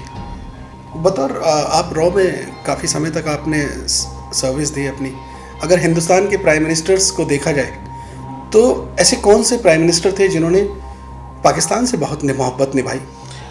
पाकिस्तान से कई लोगों को बड़ी मोहब्बत थी, बहुत से लोग, लेकिन सबसे ज़्यादा मोहब्बत थी पाकिस्तान से IK गुजराल को। 11 महीने प्राइम मिनिस्टर है, कम्युनिस्ट कैडर के थे। इन्होंने इंडिपेंडेंस से पहले अपने स्ट्रगल भी की थी। जो खाली बैठा स्ट्रगल तो कर ही लेता है, इसका मतलब ये नहीं कि आपने वहाँ पे स्ट्रगल की। तो बड़े नेशनलिस्ट हैं जी। नेशनलिज्म तो तब पता चलता है जब पावर में आते हो। तो गुजराल साहब जब इमरजेंसी लगी तो कांग्रेस में आ गए। इनको इंदिरा गांधी ने इंफॉर्मेशन ब्रॉडकास्टिंग मिनिस्ट्री बना दिया। बाद में इंडिया के प्राइम मिनिस्टर बने 11 महीने के लिए। जब ये प्राइम मिनिस्टर थे तो इन्होंने IB के चीफ को बुलाया, कहते हैं वैसा कीजिए कि आप पाकिस्तान एम्बेसी वॉच रखनी बंद कर दीजिएगा। मैं आपको बता दूं बात कि अगर आप पाकिस्तान एम्बेसी में जाते हैं आज भी आपके ऊपर पूरी वॉच रखी जाएगी, कौन है क्या कर देगा। खैर कुछ लोग तो जाते हैं वैसे भी। उसी तरीके से अगर आप चाइनीज़ एम्बेसी के पास जाते हैं तो भी आप पे वॉच रखी जाती है। लेकिन इन्होंने कहा जी वॉच मत रखो। जब IB के चीफ ने कहा जी ऐसा नहीं चलेगा, ये ऐसे प्रॉब्लम हो जाएगी, कहते ऑर्डर इज ऑर्डर। तो उनको वॉच हटा दी। पाकिस्तान वाले फ्री करो, जहाँ मर्जी करो, स्लीपर सेल बनाओ, जो मर्जी करो। पाकिस्तान के इन्होंने अपने काम करने शुरू कर दिए, खुला मौसर मिल गया। और अगर पाकिस्तान में रॉ के लोग हों तो उनके पीछे 10-10 लोग घूमते हैं, गालियाँ देते हैं, बदतमीजियाँ करते हैं, उनकी लेडीज़ के साथ बदतमीजी करते हैं, गालियाँ देके जाते हैं। बड़ी डिफ़िकल्ट लाइफ हो जाती है वहाँ पे। तब की बात कर रहा हूँ, अब की नहीं कर रहा। अब तो उनकी हिम्मत नहीं है। उसके बाद इन्होंने रॉ के चीफ को बुलाया कि आप जी सारे ऑपरेशन बंद कर दो, एक्स का ऑपरेशन बंद कर दो पाकिस्तान में। तो उन्होंने जब बात की तो कहते नहीं, नथिंग डूइंग, मैं आपकी फंडिंग बंद कर दूँगा। देखिए रॉ का जितना मर्जी ऑफिसर हो, कोई गवर्नमेंट के खिलाफ जा नहीं सकता, उनके अप्रूवल के बगैर कोई काम होता नहीं है। तो बंद कर दिया उन्होंने। उससे क्या है कि जो हमारे असेट्स थे, जो 20-30 साल से हमने पाले हुए थे, जो हमारे काम करने वाले थे, वो ख़त्म हो गए। पैसा नहीं देंगे तो काम नहीं करेगा वो बड़ा नुकसान हुआ। तो इनको तो तब भी तसल्ली नहीं हुई गुजराल साहब को। तो इन्होंने आर्मी के चीफ को बुलाया, कहते हैं आप सियाचिन खाली कर दो। वहाँ पे उनका सियाचिन पे हमारे लोगों ने इतनी सेक्रीफाइस किया, क्योंकि वहाँ पे 3 दिन में एक आदमी की मौत हो जाती थी ठंड की वजह से या वेदर की वजह से, तो बड़ी दिक्कत हो जाएगी। ऐसा कहता है ये कोई मतलब नहीं है। कहते हैं बड़ा स्ट्रेटेजिक इंपॉर्टेंस का है हमारे लिए। चाइना को वॉच करते हैं, पाकिस्तान को वॉच करते हैं, आपस में मिल ना जाएँ, क्योंकि उससे हमें दिक्कत होगी, दोनों मिलते हैं। कहा जी नहीं आपको करना पड़ेगा। तो वो बात चल रही थी। इन द मीन टाइम इनकी गवर्नमेंट गिर गई। सियाचिन चला जाता तो हमारे हाथ से, क्योंकि एक नुब्रा रिवर निकलती है सियाचिन से, जो जाती है लेह लद्दाख को फीड करती है, पानी देती है। और आज हमारे लिए बर्फ़ें बहुत इंपॉर्टेंट है, यहाँ से नदियाँ निकलती हैं। देखिए ना सारा कुछ, क्योंकि फ्यूचर के अंदर वर्ल्ड वार भी हो सकता पानी के बीच, तो वो निकलता तो लेह लद्दाख चला जाता हमारे हाथ से। तभी तो इन्होंने कारगिल पे अटैक किया था पाकिस्तान में कि कारगिल पे कब्जा कर लो, जो सियाचिन में सप्लाई लाइन जाते हैं उसको रोक देंगे, जिसकी वजह से सियाचिन पे सोल्जर को सामान नहीं मिलेगा, इंडिया को सोल्जर विड्रॉ करने पड़ेंगे और हम लेह लद्दाख या हम ले लेंगे या चाइना ले लेगा पाकिस्तान, उनका तो आपस में मेल जोल है ही। तो ये काम थे इनके। अगर गुजराल साहब की सरकार ना गिरती तो दे देते सियाचिन भी। अब क्या करोगे, यहाँ की पब्लिक तो सोई रहती है ना, यहाँ के पॉलिटिशियन भी सोए रहते हैं। पॉलिटिशियन भी कोई नहीं बोलता, किसी को पता ही नहीं चलता पॉलिटिशियन को, इनको लेना देना नहीं है। एक पार्लियामेंट में क्वेश्चन उठा देता, बात खत्म है। Government is all powerful. क्या गुजराल साहब किसी दूसरे कंट्री के लिए हिंदुस्तान की खुफिया रिपोर्ट या जानकारी? अब ये भी कहते हैं कि इंडिया का एक प्राइम मिनिस्टर वो था जिसको 1 करोड़ रुपए पर मंथ मिला करते थे, वो इंडिया का प्राइम मिनिस्टर बना। अब मैं तो नहीं कहता गुजराल साहब थे कोई कौन था, लेकिन एक प्राइम मिनिस्टर था। ये पूरी रॉ के पास रिपोर्ट है। 1 करोड़ उसको पर मंथ मिलते थे। KGP देता था? KGP कौन था वो? अब ये मैं नहीं कह सकता कौन था, लेकिन एक PM था इसके ऊपर। किसके ऊपर उंगली उठती है? अब पीएम तो वही रहा जो एम्बेसडर भी रहे हैं वहाँ पर वो। सारी बातें हो सकती है, लेकिन अगर आपका नेशनलिज्म का एजेंडा नहीं है तो आप पे तो शक जाएगा ही। लेकिन एक और बात बता दूँ आपको, जी। इंदिरा गांधी कैबिनेट में 2 ऐसे मिनिस्टर थे, एक केजीबी का एजेंट, एक आपका सीआई का एजेंट। इंदिरा गांधी को पता था, लेकिन इंदिरा गांधी की मजबूरी ये थी कि इंदिरा गांधी को पता था कि इसको मैं हटा दूंगी तो मेरी गवर्नमेंट गिर जाएगी। उनकी अच्छी फॉलोइंग थी। कौन थे वो? अब जब इतना सब कुछ बता दीजिए हाँ, तो पर ले बाकी आइए। आप लगाइए ना, आपका तो इतना बड़ा रसूख है। देखिए फिर मैं एक और बता दूं आपको बात कि केजीपी को तो निकाल ही लिया, चलिए अब सीआईए के बारे में बता ही दीजिए। देखिए इसका क्या हुआ था, एक मैं आपको छोटे से हिंट देता हूँ इसके ऊपर कि एक रॉ के ऑफिसर थे, अमेरिका में पोस्टेड थे। किसी जर्नलिस्ट ने पूछा उनसे, वो बाद में रॉ के चीफ भी बने, कि कौन आदमी है जो सीए का काम करता था। उसने कहा he was a chief minister of the state,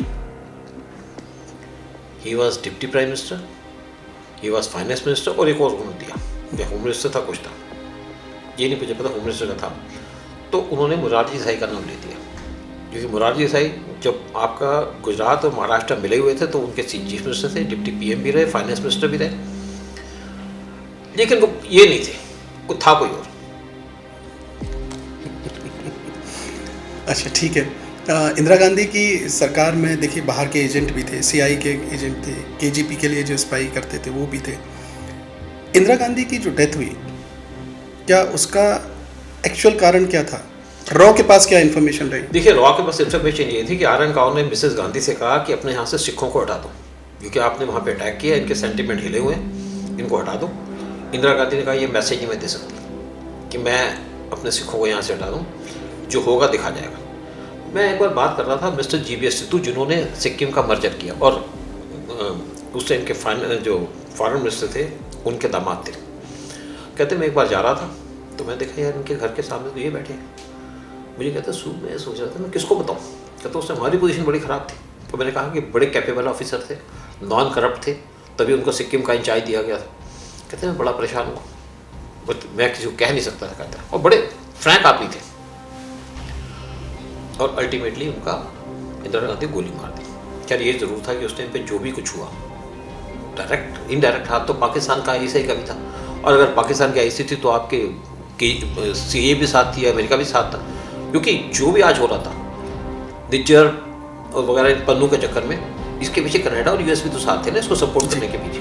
तो वहाँ भी ऐसे ही हाल था, खालिस्तानियों को सपोर्ट कर रहा था आईएसआई, और साथ में अमेरिका भी कर रहा था। एक बात जरूर है जिस पे लोग बड़ा शक करते हैं कि जनरल इसके आर्मी चीफ थे जनरल जियाउल हक, उनका मर्डर कर दिया गया। ये तो पता है आपको। एक प्लेन में जा रहे थे, वो थे साथ में उनके जो पाकिस्तान के अंदर एम्बेसडर यूएस के, वो जा रहे थे, और उनका प्लेन जैसे ही टेक ऑफ किया, एक अफगानी शोल्डर फायर मिसाइल लेकर के उस पर मिसाइल फायर कर दिया, और उनका प्लेन बम ब्लास्ट हो गया। कुछ लोग कहते हैं कि शायद रॉ ने बदला लिया। पूर्व प्रधानमंत्री लाल बहादुर शास्त्री जी की जो मौत हुई, बड़ी संदेहास्पद हालत में हुई, इसके पीछे क्या इन्फॉर्मेशन है रॉ की? देखिए रॉ उस टाइम नहीं था, रॉ तो था ही नहीं। 68 में बना रॉ। और बहुत से लोग कहते हैं कि इसके पीछे इंदिरा गांधी कहा था। बहुत से लोगों ने कहा इंदिरा गांधी कहा था, क्योंकि इंदिरा गांधी उससे पीएम भी बनी और बड़ी पावरफुल लीडर बनी। लेकिन इंदिरा गांधी जब इनकी कैबिनेट में थी लाल बहादुर शास्त्री की, तो इंदिरा गांधी बड़ी शर्मीली लेडी थी। इंफॉर्मेशन ब्रॉडकास्टिंग मिनिस्टर थी, कोई इंपॉर्टेंट मिनिस्ट्री नहीं थी।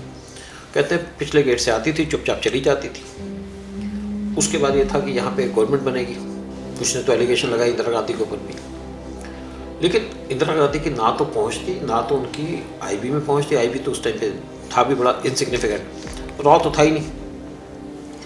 तो इंदिरा गांधी किसी भी तरीके से इन्वॉल्व नहीं थी, मैं बड़े क्लियर तरीके से कह सकता हूँ। फिर जब इंदिरा गांधी को पीएम बनाया तो उस टाइम पे क्या था कि मोरारजी देसाई और जितने भी कांग्रेस के इंपॉर्टेंट लीडर थे, इनकी बैठक हुई, पीएम कौन बने, वहाँ पे सहमति नहीं हुई। तो सहमति में क्या होता है कि कमज़ोर बंदे को उठा करके पीएम बना दिया जाता है कि जब आएंगे लात मारेंगे, उठा देंगे और आप बैठ जाएंगे।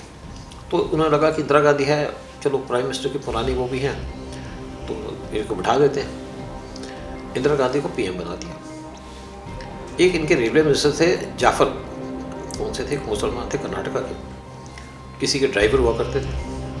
उन्होंने कहा जी आपके खिलाफ तो प्लानिंग बन रही है आपको उठाने की, क्योंकि इंदिरा गांधी ने आते ही क्या किया, इंदिरा गांधी ने पहला काम किया, हम कह ही चुके हैं कि उन्होंने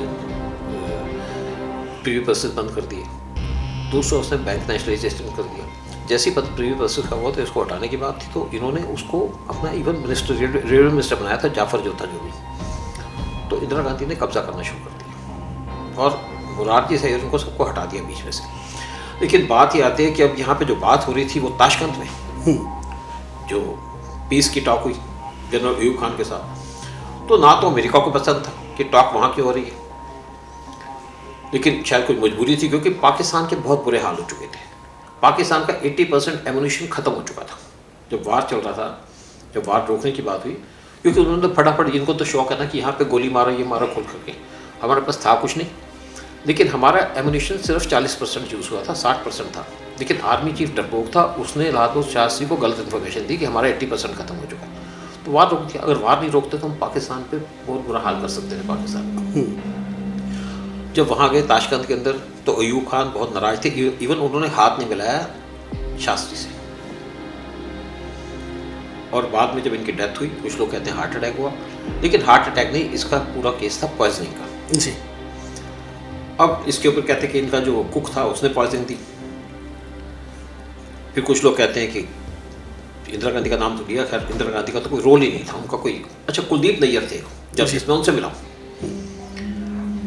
कोई पंजाब के ऊपर कुछ आर्टिकल लिखना था, तो उनसे थोड़ी सी बात हुई थी मेरी, तो वो भी वहाँ थे, तो उनसे बात की, कहते मैं तो भाई दूसरे होटल में था, मुझे तो पता नहीं, अपना पल्ला झाड़ लिया उन्होंने। क्योंकि कुछ लोग बाद में मर्डर भी हो गया, जो डॉक्टर थे उनका मर्डर हो गया, जो रसोई कुछ और लोग इनके क्लोज थे उनका मर्डर हो गया लाल बहादुर शास्त्री की, और जिस तरीके से मारा गया उससे पता चला कि कोई फॉरेन एजेंसी इन्वॉल्व है। देखिए पहली बात है कि अगर वहाँ पे एग्रीमेंट साइन हुआ, कुछ कहते हैं रशिया ने मारा, रशिया वो करेगा, रशिया का मोटिव कोई नहीं है। रशिया इसलिए नहीं करेगा कि रशिया के अंदर तो पीस टॉक हो रही है, उसको क्रेडिट मिल रहा है, लेकिन अमेरिका को के ऊपर जरूर डाउट जाता था कुछ लोगों का। लेकिन अमेरिका के जो CIA के नंबर 2 हैं, उन्होंने इसका एक खुलासा किया, मैं पूछ रहा हूँ, किताब लिखी है कहीं पे, किताब में उन्होंने रेफरेंस दिया इसका, कि हमने लाल बहादुर शास्त्री को इसलिए मारा कि वो इंडिया को न्यूक्लियर बनाना चाहते थे। ये मामला इसलिए भी संदेहास्पद हो जाता है और CIA की तरफ इसलिए भी एक इशारा जाता है, क्योंकि लाल बहादुर शास्त्री की जब मौत हुई उससे करीब कोई 11 दिन पहले होमी जहांगीर भाभा, उनकी प्लेन क्रैश में डेथ हो जाती है। और उस पर भी एक थ्योरी आई कि वो प्लेन क्रैश नहीं था, वो प्लेन क्रैश कराया गया, उसमें जहाँ लगेज रखा जाता है वहाँ बॉम्ब प्लांट किया गया था। ये CIA के आदमी ने कबूल किया इस बात को। नंबर 2 थे, उन्होंने कबूल किया कि उनको पहले था कि प्लेन को कहाँ उड़ाना, कहता हमें कोई मतलब नहीं फर्क पड़ता। अल्प्स की पहाड़ियों के ऊपर जब वो बेसिकली था आपके पेरिस की पहाड़ियों पे था जी। कहते यहाँ पे क्या है, कोई आदमी तो कोई मरेगा नहीं, नीचे 1-2 बकरियां मर जाएंगी। मैं उसका नाम बोल रहा हूँ, कभी बात होगी तो आपसे फिर बात करूंगा। तो उसको होमी बाबा को उन्होंने बताया, कहते हम नहीं चाहते थे इंडिया न्यूक्लियर बने, क्योंकि होमी बाबा बहुत फेवर में थे कि इंडिया न्यूक्लियर जाएगा तो इंडिया की स्ट्रेंथ बढ़ेगी, और लाल बहादुर शास्त्री भी चाहते थे, इसलिए मार दिया गया। उसके बाद 1971 की डिफीट हुई। अब डिफीट जो हुई अमेरिका की हुई, पाकिस्तान की नहीं हुई। तो तब भी हमारे एक साइंटिस्ट थे जो इंडिया को न्यूक्लियर बनाना चाहते थे, और एक बीच पे थे, कुछ लोगों से मिले, होटल में ठहरे हुए थे, तो रात को सोए, सुबह उनकी डेथ हो गई मिस्टीरियस सर्कमस्टांसेस के अंदर। वो भी अमेरिका ने कराया, एक तो अमेरिका ने बदला लिया, फिर वो न्यूक्लियर बनाना चाहते थे। एक और बता दूं बात आपको, जब इंदिरा गांधी ने न्यूक्लियर बम ब्लास्ट किया तो पाकिस्तान को न्यूक्लियर बम किसने दिया? कहते 40 लंबे लंबे ट्रक पूरे यूरोप को क्रॉस करके टर्की से होकर के पाकिस्तान के अंदर भेजे गए थे, और ये अमेरिका का हाथ था। एक जो इंजीनियर था उसको साइंटिस्ट बना दिया गया। इजराइल ने एक बार कहा कि मैं इनका न्यूक्लियर काहुटा में जो बना था उसको निकाल दूंगा, तोड़ दूंगा, डिस्ट्रॉय कर देंगे। इंडिया से मदद मांगी, लेकिन इंडिया की तो हिम्मत नहीं हुई, क्योंकि हिम्मत तो सिर्फ आपकी इंदिरा गांधी के अंदर थी ऐसी चीज़ों की। तो अमेरिका ने इजराइल से मना कर दिया। अमेरिका पाकिस्तान को हमेशा इंडिया के खिलाफ यूज़ करता था, और अगर इंडिया ने न्यूक्लियर बम ब्लास्ट किया तो अमेरिका ने पाकिस्तान का न्यूक्लियर बम ब्लास्ट करके इंडिया को चैलेंज कर दिया, ताकि इंडिया बिजी रहे।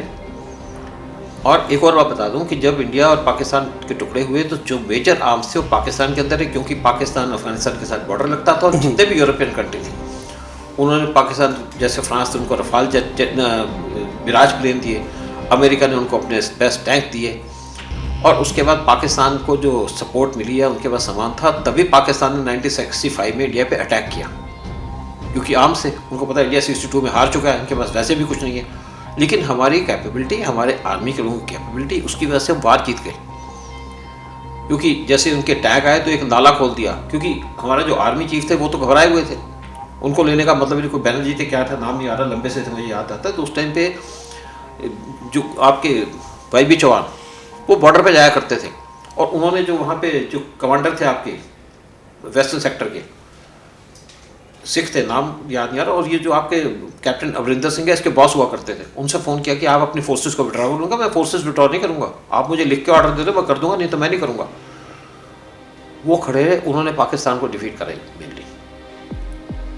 आप देखिए ना कि जैसे पाकिस्तान की टैंक आ रहे थे, जंगल की जगह के अंदर इन्होंने तोपें छुपा दी, और जैसे टैंक नज़दीक आए उनको सबको उड़ा दिया। आपने बॉर्डर पिक्चर देखी होगी, कैसे हमने बहादुरी से लड़ाई की जी। हमारे पास रात को प्लेन नहीं थे उड़ने के, बिल्कुल। हम 62 वार के बाद हमने पाकिस्तान यूएस से कहा कि हमको तो प्लेन दे दो, तो मजाक उड़ाने लगे हमारे डिफेंस मिनिस्टर का, तुम्हारे प्लेन तो एग्जीबिशन में रखने के काबिल हैं। तब हमारे पास 2 MiG-19 थे, सिर्फ लेने शुरू किए थे। उसके बाद तभी इंडिया रशिया के पास चला गया, सारे इक्विपमेंट लिए, MiG-19 लिए, MiG-21 लिए, MiG-25 लिए, MiG-23 लिए, MiG-29 लिए, फिर उनसे जो प्लेन सुकोई जैसे लिए उनसे लिए, सारा हमारा इक्विपमेंट उनका था। बाद में इंडिया ने अपने आप को डाइवर्स करना शुरू कर दिया, जब क्योंकि फ्रांस ने सपोर्ट किया कि आप हमसे मिराज ले लो तो हम आपको इंटरनेशनल सपोर्ट देंगे। तब इंदिरा गांधी ने मिराज लिए थे फ्रांस से, फ्रांस ने तब से इंडिया को सपोर्ट करना शुरू कर दिया। लेकिन यूएस ने हमसे हमने कोई डील नहीं की, क्योंकि यूएस रिलायबल नहीं था, यूएस हमको चीज़ें देना ही चाहता था। अब ऑफ़र कर रहा है F-35, वो भी इंडिया सोच रहा है कि ले ना लें, क्योंकि इन्होंने हमको बहुत सी चीज़ें ऑफ़र की कि आपको हम इंजन दे देंगे, डिले कर दिए, तेजाज बन नहीं पा रहे उस चक्कर में, MQ-9 भी ड्रोन्स दे देंगे, 5 साल हो गए हमारे पास ड्रोन नहीं आया अब तक। थोड़े से अपाची हेलीकॉप्टर दिए, फिर जब दोबारा अपाची हेलीकॉप्टर मांगे तो दिए नहीं इनको, फिर वो सप्लाई लाइन का इशू आ गया। इंडिया ने अपने प्रचंड हेलीकॉप्टर बना दिए, प्रचंड और ज़्यादा इफेक्टिव है, जिनको हम लेह लद्दाख में पोस्ट कर सकते हैं, हाई एल्टीट्यूड के लिए बेटर है। तो इंडिया आज अपनी जो प्रोडक्शन चल रहा है वो लोकल करने की कोशिश कर रहा है, तेजस बनाने की कोशिश कर रहा है, और साथ में जो हमारे टैंक्स हैं जैसे T-20 टैंक्स, उन पे 1000 पावर वाले जो सीसी वाले इंजन है वो लगाए जा रहे हैं। जो T-90 टैंक्स है वहाँ पे 1300 सीसी वाले वो लगाए जा रहे हैं, ड्रोन्स बनाए जा रहे हैं। फिर मैंने सबमरीन की बात की आपसे, तो तैयारी तो अपने कर रहे हैं एग्जैक्टली। लेकिन एक दौर ऐसा रहा है कि जब बहुत ज़्यादा हिंदुस्तान में, देखिए आज की डेट में भले ही हिंदुस्तान जो है वो अंतरिक्ष तक पहुंच गया, चंद्रयान 3 की सफलता है, या फिर हम डॉक अनडॉक करने में सफल हुए, अभी हम चौथे देश ऐसे बन गए। लेकिन एक वक्त ऐसा रहा है कि लगातार जो है वो हमारे जो साइंटिस्टों की डेथ बहुत ही सस्पिशियस हालत में होती रही। 70 साइंटिस्ट मारे गए हमारे जी, और 2016 में शायद एक आर्टिकल निकला था, मैं एक रिसर्च देख रहा था, उसमें बताया गया कि 2000 से लेकर के 2013 तक 15 साइंटिस्टों की संदिग्ध मौतें हुई हैं। हाँ, नहीं हमने 2 साइंटिस्ट की तो बात कर ली ना, होमी बाबा की बात कर ली जी, और फिर देखिए बहुत सारे लोग हैं, होमी जहांगीर बाबा, विक्रम साराभाई, लोकनाथन महालिंगम। साराभाई की जो डेथ थी ये आपकी मतलब दिसंबर 1971 में थी, और अमेरिका ने एक बदला भी ले लिया, ये भी न्यूक्लियर बनाना चाहते हैं, पहले अपोज कर रहे थे, फिर ये भी न्यूक्लियर बनाना चाहते थे। तो आप देखिए ना, नंबी नारायण की बात देख लीजिएगा, क्या हुआ कि मैंने एक बार कुछ ट्वीट किया, कुछ किसी इशू के ऊपर किया, तो मुझे एक फ़ोन आ गया। नॉर्मली आप अननोन फ़ोन तो उठाते नहीं, किस का उठाएंगे, तो मुझे दूसरी तरफ से आवाज़ आई, मैंने कहा who is speaking, I am Nambi Narayan. अलग सा नाम था, जानता था मैं इनको। मैंने कहा सर बताइए, बड़ा अच्छा लगा आपसे बात ही। कब की बात है ये? बात होगी शायद मैंने भी अपना यूट्यूब 2000 कोई मैं ट्वीट वगैरह किया था मैंने कुछ, 2018 की बात होगी या 17 की, ऐसी बात होगी उसके पास, या हाँ, तब तक मैंने यूट्यूब चैनल स्टार्ट नहीं किया था। तो मैंने कहते हैं आपको ना, आपने उसके एक रतन सहगल के बारे में ट्वीट किया। मैंने कहा हाँ जी, क्योंकि रतन सहगल आपके अंसारी के खास दोस्त हुआ करते थे, हामिद अंसारी के। हामिद अंसारी खास दोस्त थे, इन्होंने काफ़ी नुकसान पहुंचाने की कोशिश की, रॉ को भी मेरे को भी। तो मैंने कहा सर, कहते फ़ोन करेंगे आपको धमकी देंगे। मैंने कहा सर ऐसा है, मैं साइंटिस्ट नहीं हूँ, मैं रॉ में काम करता हूँ। तो उसमें क्या था कि नंबी नारायण ने फिर मुझे बात की, तो उसने बताया कि पीएम मोदी उससे मिले थे जब गुजरात के चीफ मिनिस्टर थे। कहते वो मेरे से आके मिले थे। मतलब मैं हैरान हो गया कि पीएम मोदी का विजन, पीएम मोदी की अंडरस्टैंडिंग, पीएम मोदी की बोल्डनेस, और वो क्रोनिक इंजन बनाने की बात थी रशिया के साथ, उस केस के अंदर उनको फंसा दिया गया।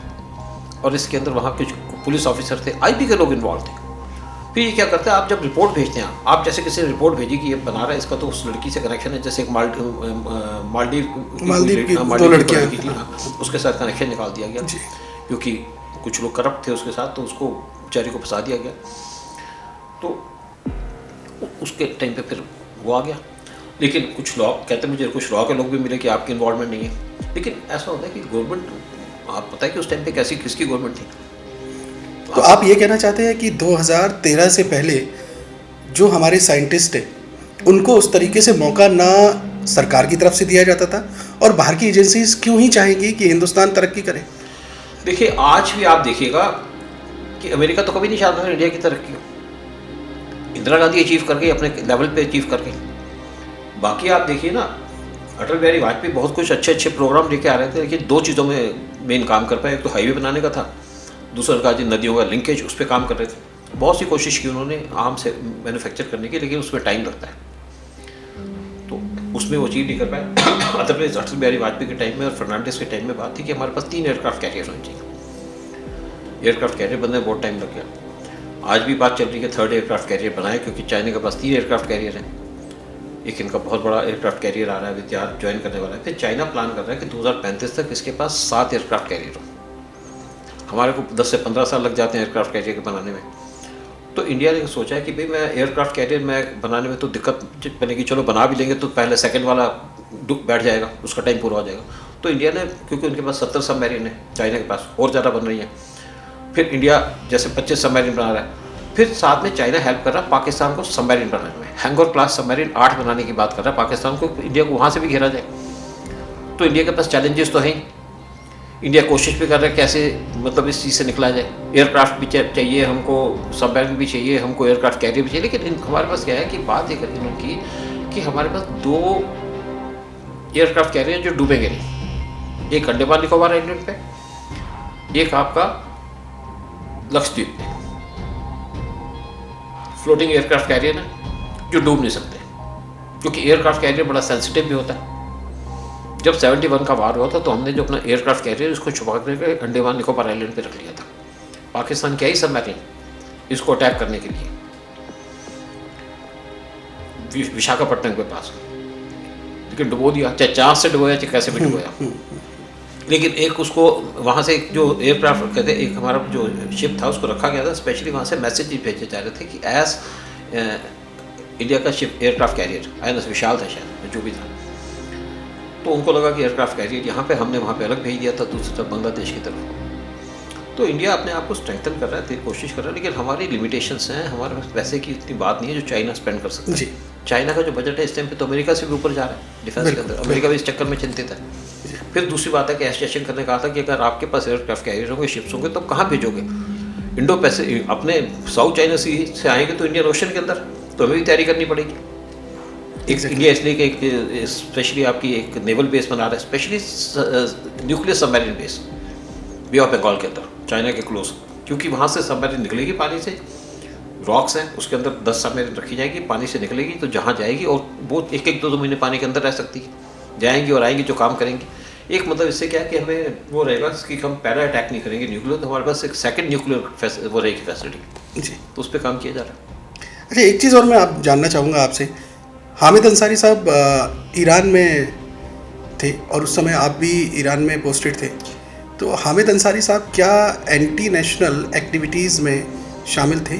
देखिए, मैं नहीं कहूँगा कि एंटी नेशनल एक्टिविटीज़, हर एक का अपना अपना एजेंडा होता है, हर एक आदमी का अपना अपना विजन है। जैसे कांग्रेस के लोग कहते हैं कि हम तो जो बड़े नेशनलिस्ट हैं, ठीक है ना, हम फार्मर्स को भी सपोर्ट करेंगे, हम उसको भी करेंगे, उनका अलग अलग ओपिनियन या वो है। हामिद अंसारी साहब बड़े शरीफ आदमी थे, शक्ल से भी देखे बड़े सॉफ्ट स्पोकन थे, लेकिन मैंने तब इनके बाद पहली बार ट्वीट किया जब इन्होंने इंडियन नेशनल फ्लैग को इंसल्ट किया। इवन ओबामा इंडिया के अंदर आए थे तो इन्होंने सल्यूट नहीं दिया, क्योंकि इनकी ड्यूटी नहीं है। हमारे फ्लैग को सैल्यूट करना, 2 बार वाइस प्रेसिडेंट बने। लेकिन इनकी बहुत ज़्यादा ग्रज है मोदी के खिलाफ। ग्रज जायज़ भी है कि भाई मैं 2 बार वाइस प्रेसिडेंट बन गया तो मुझे प्रेसिडेंट भी बनाना चाहिए था, लेकिन मोदी ने इनको प्रेसिडेंट बनाया नहीं। और ईरान के अंदर इनका रोल क्या था कि वहाँ पे इनके टाइम में 4 लोग किडनैप हुए। मेरे पास तो सारी की सारी मेरे तो उंगलियों में छिपी हुई है, मेरे पास तो है ना। संदीप कपूर था एक लड़का, एमए का था, उसके डीवी माथुर था, उसके बाद मोहम्मद उमर था, उसके बाद पीके वेणुगोपाल। 4 लोग किडनैप हुए। इनको बेचारों को भी नहीं पता होगा पूरी स्टोरी जो मुझे पता है, ना तो रॉ के अंदर किसी को पता है ना जानता है। फिर मैं देख रहा था एक टीवी चैनल में बात हो रही थी कि जी ऐसा है, वहाँ पे तो कुछ लोग बात कर रहे थे, क्योंकि इसके बारे में आपको गारंटी से कह दूं कि सूद को छोड़ करके कोई नहीं जानता कि ईरान के अंदर एग्जैक्टली क्या हुआ था, किस किस के नाम थे, कौन क्या क्या हुआ था और उनका क्या पर्पस है। उनका जी सारे के सारे रॉ के एजेंट को एक्सपोज कर दिया। एक रॉ का एजेंट एक्सपोज हुआ था, वो कश्मीरी था, डीवी माथुर के साथ वो एक्सपोज हुआ था। क्योंकि ऐसा होता है कि हम अपने सोर्सेज को एक्सपोज नहीं कर सकते। इंसिडेंट हुई, छोटी सी इंसिडेंट हो, आप इमीडिएटली डिफेंसिव मोड पे चले जाते हैं, दरवाजे बंद, कनेक्शन। तो लोग भी समझ जाते हैं कि इशारा हो गया जो है तो चलो निकल जाओ, दाएं बाएं चले जाओ। तो एक पकड़ा गया। लेकिन मेन पर्पस क्या था? उनका पर्पस था कि रॉ के स्टेशन को बंद कर दिया जाए। तो अगर रॉ के स्टेशन को बंद करेंगे तो क्या ये नेशनल हित में होगा? क्या ये राष्ट्र भाई वो सोचते हैं कि मुसलमान के खिलाफ काम करता रहो। हर एक का, मैंने कहा, अपना अपना एजेंडा है। उसमें क्या हुआ कि मेरे को दिल्ली बुलाया गया, कह रहे आपका स्टेशन तो बंद हो रहा है। मैंने कहा जी क्यों? कहते आपके लोग पकड़े गए। मैं कहा सर 4 लोग पकड़े गए, 2 एमए के थे, 2 रॉ के थे। और रॉ के लोग भी एक्सपोज क्यों हुए?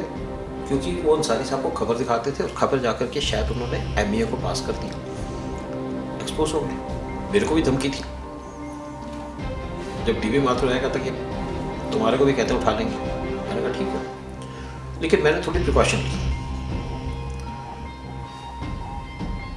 वैसे तो आदमी कई बार छोटी बात पे घबरा जाता है, कई बार बड़ी बड़ी बातें होती नहीं घबराता। शायद हमारी ऐसी घबराने की वो भी नहीं है। तो मैंने अपनी वाइफ को एक नंबर दिए 2-3। कुछ हमारे जर्नलिस्ट थे जो बहरीन में बैठे हुए थे, कुछ दिल्ली में थे, कुछ दोस्तों के वो थे नंबर जिनके अच्छे कनेक्शन थे। रजत शर्मा का भी नंबर दिया था। मैंने कहा भाई कोई थोड़ी सी बात हो ना, इस नंबर पे फ़ोन कर देना, क्योंकि तुम तो गवर्नमेंट सर्वेंट हो नहीं, तुम जो मर्जी करो, ठीक है ना, मेरी तो ड्यूटी है। तो मैं जैसे जाता था एम्बेसी से, घर से एम्बेसी पैदल जाते थे, बड़ा अच्छा क्लाइमेट होता था, टैक्सी टुक्सियाँ बड़े आराम से मिलती थी, मतलब 10-10 रुपये में आपको टैक्सी वहाँ से यहाँ। लेकिन हम पैदल जाते थे, मैं इधर से निकलता था, एक उधर से 3 आते थे, फ़ोन करके निकलते थे, इकट्ठे होंगे तो इकट्ठे पे हाथ नहीं डालेंगे, क्योंकि उनका मुझे पता था कि मॉडस ऑपरेंडी क्या है, या तो आपको गाड़ी मार देगी। जब मैं निकलता था तो मेरे कान पीछे होते थे कि पीछे से मुझे गाड़ी की आवाज़ आई, तो साथ में जैसे दोनों साइड पे गाड़ियाँ खड़ी होती थी गली के, पेट्रोल सस्ता है तो लोग गाड़ियाँ रखते हैं, तो मैं गाड़ी के इधर हो जाता था। और ये था कि मेरे घर के आसपास तो उठाएंगे नहीं, वाइफ मेरी ऊपर ही खड़ी होती देखती थी मुझे निकलते। जैसे ही वो गली को क्रॉस करता था, वहाँ से दूसरे लोग आ जाते थे, तो इकट्ठे निकल जाते थे। इसी तरीके से वापस आते थे गप्पे मारते हुए, क्योंकि ना तुम किसी को इंप्रेशन देना चाहते, तुम टेंशन में ना कुछ है। लेकिन जब मुझे वापस आना था तो मैं चुपचाप निकल गया, मतलब टेन्योर से पहले निकल आया, ताकि उनको उठाने का मौका न दिया जाए। नहीं, मैं यहाँ जानना चाह रहा हूँ कि जिस तरीके का बर्ताव आपके साथ वहाँ हो रहा था, क्या आपने इसकी कंप्लेंट नहीं किया? कंप्लेंट किसके पास जाएगी? देखिए इसमें क्या होता है, मैं बताऊँगा आपको कि सारी इंसिडेंट हुई, रॉ को पता, रॉ के चीफ को पता, क्योंकि मैंने जो लेटर लिखा, जो बनाया नोट, वो चीफ के पास गया और उसमें उसे लिखा जो था के एम दारू वाला, उसके एडिशन जो जॉइंट सेक्रेटरी था उसने भी लिखा ऊपर, जॉइंट सेक्रेटरी के ऊपर एडिशन, कहते यू शुड बी रिवार्डेड। मैं इतना कुछ सब कुछ दिया है, रॉ को बचा लिया स्टेशन को। लेकिन मैंने जैसे कहा ना कि पर्सनल काम की ज़्यादा रिकॉग्निशन की जाती है।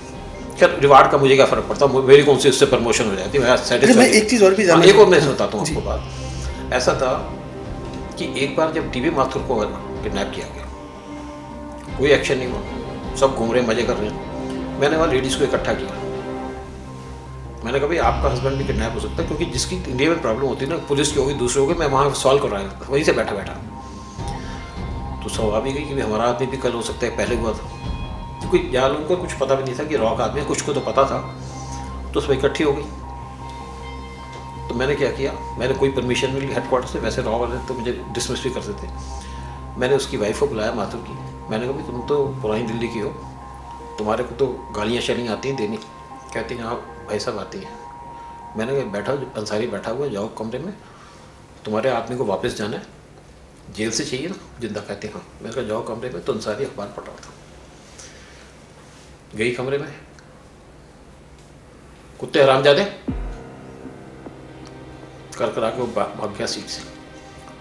बीच में क्या हुआ कि मैं वहाँ से बाहर निकला। देखिए एम्बेसी से फ़ोन नहीं कर सकते, मोबाइल फ़ोन होते नहीं थे। मैं अपना खुलिया चेंज करके निकल गया, जैसे मैं आदत होती है। मैंने एक ईरानी को बुलाया, वो पीछे टैक्सी लेके आ गया, चला गया मैं पोस्ट ऑफिस जाके मैंने फ़ोन किया एक दोस्त को। मैंने कहा भी ऐसे इंसिडेंट हो गई है और इसके ऊपर ये फलाना काम है, तू जा अटल बिहारी वाजपेयी को बता। क्योंकि अटल बिहारी वाजपेयी से मेरे भी कनेक्शन होते थे उस टाइम पे। काफ़ी पॉलिटिकली में कईयों से एक्टिव होता था, अडवाणी साहब से मिला करता था, कईयों से, कई MP से मिला करता था। तो उसने जाके अपॉइंटमेंट ली, नेक्स्ट डे की सुबह अपॉइंटमेंट हो गई। तो उसने वाजपेयी साहब से कहा भी ऐसे ऐसे आदमी की ट्रैप हो गया। कहते हैं अंसारी तो बहुत शरीफ आदमी, जब वो फॉरेन मिनिस्टर थे तो अंसारी उनका प्रोटोकॉल ऑफिसर था। कहता सर होगा शरीफ आदमी, लेकिन एक इंसिडेंट है, इसको देखो ना, आदमी को जेल में बैठा हुआ वहाँ पकड़ पे मर गया क्या नहीं। तो कहते किसने खबर दी? उसने कहा सुन, अटल बिहारी वाजपेयी मुझे बस नहीं जाते थे। तो उनका ठीक है, उन्होंने नरसिम्हा राव को फ़ोन किया, नरसिम्हा राव ने वहाँ पे फ़ोन कर दिया और रात को 3 बजे माथुर रिलीव होकर के आया।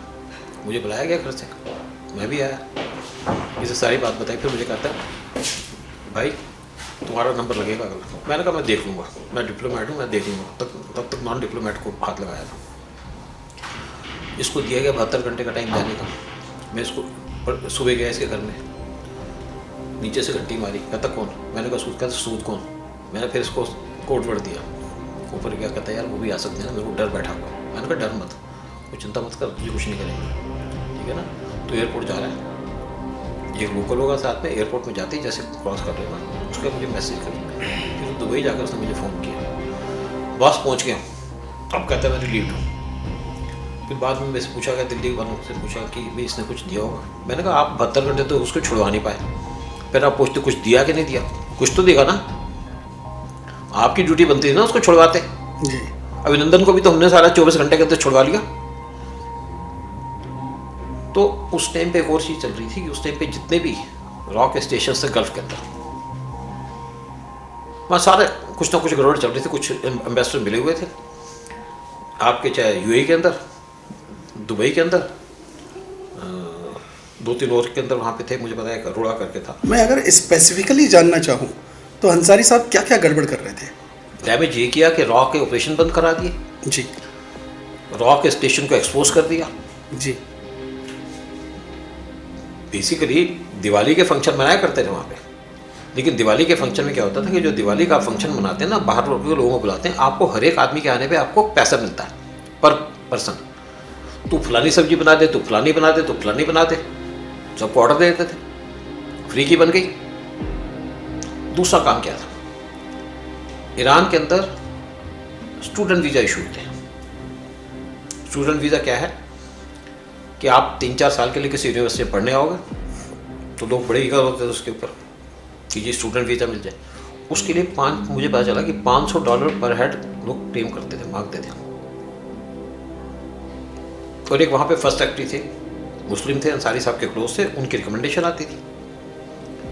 उनकी रिकमेंडेशन आती थी तो हफ्ते में आ गए 3 वीज़ा, मेरे बॉस उसको सैंक्शन करते थे। तो मैंने कहा सर ये आप ओरिजिनल डॉक्यूमेंट पे तो ठीक है, लेकिन ये डुप्लीकेट डॉक्यूमेंट जो फोटोकॉपी के डॉक्यूमेंट पे कैसे कर सकते हैं? मैंने उनको किसी पे ना उस पर बना करके नाम देके उनको भेजा, साइन कर दिया। मैंने कहा सर ये फेक था, ये मैंने बनाया था। क्या उनकी हिम्मत नहीं अंसारी से बात करने की। मैंने जितनी भी यूनिवर्सिटी थी, कुछ थी आपके कर्नाटका के अंदर, बेंगलुरु में, कुछ और जगह में थी, वहाँ पे चिट्ठियाँ भेजी। मैंने कहा जी ऐसा है कि आपने इसको रिकमेंड किया, वहाँ से ऑर्डर वहाँ से आ गया कि हमने तो कोई रिकमेंड नहीं किया। वो देख करके हमने एम्बेसडर को भेज दी, तो वो जो वीज़ा इशू होने थे बंद हो गए। तो ये गड़बड़ झाला भी चलता था, ये भी चल रहा था जी। बहरहाल बहुत सारे ऐसे मुद्दे हैं जिन पर अगर आपसे बात की जाए तो शायद ये बात कभी रुके ही ना, और बहुत सारे ऐसे राज जो है आज सूद साहब ने हमें बताए जो पब्लिक प्लेटफॉर्म में आने चाहिए, जनता को पता लगना चाहिए, क्योंकि ये इन्फॉर्मेशन ऐसी है जो अमूमन सामने आती नहीं। लेकिन आज सूद साहब से जो बातचीत की उसमें बहुत इंपॉर्टेंट इन्फॉर्मेशन निकल के आई, और ये देश हित में भी है और ओपन प्लेटफॉर्म में आनी भी चाहिए ताकि लोगों को पता लगे कि सच है क्या। सूद साहब, आप हमारे साथ जुड़े, हमारे से समय आपने साझा किया, आपका बहुत बहुत शुक्रिया। बहुत बहुत शुक्रिया आपका भी।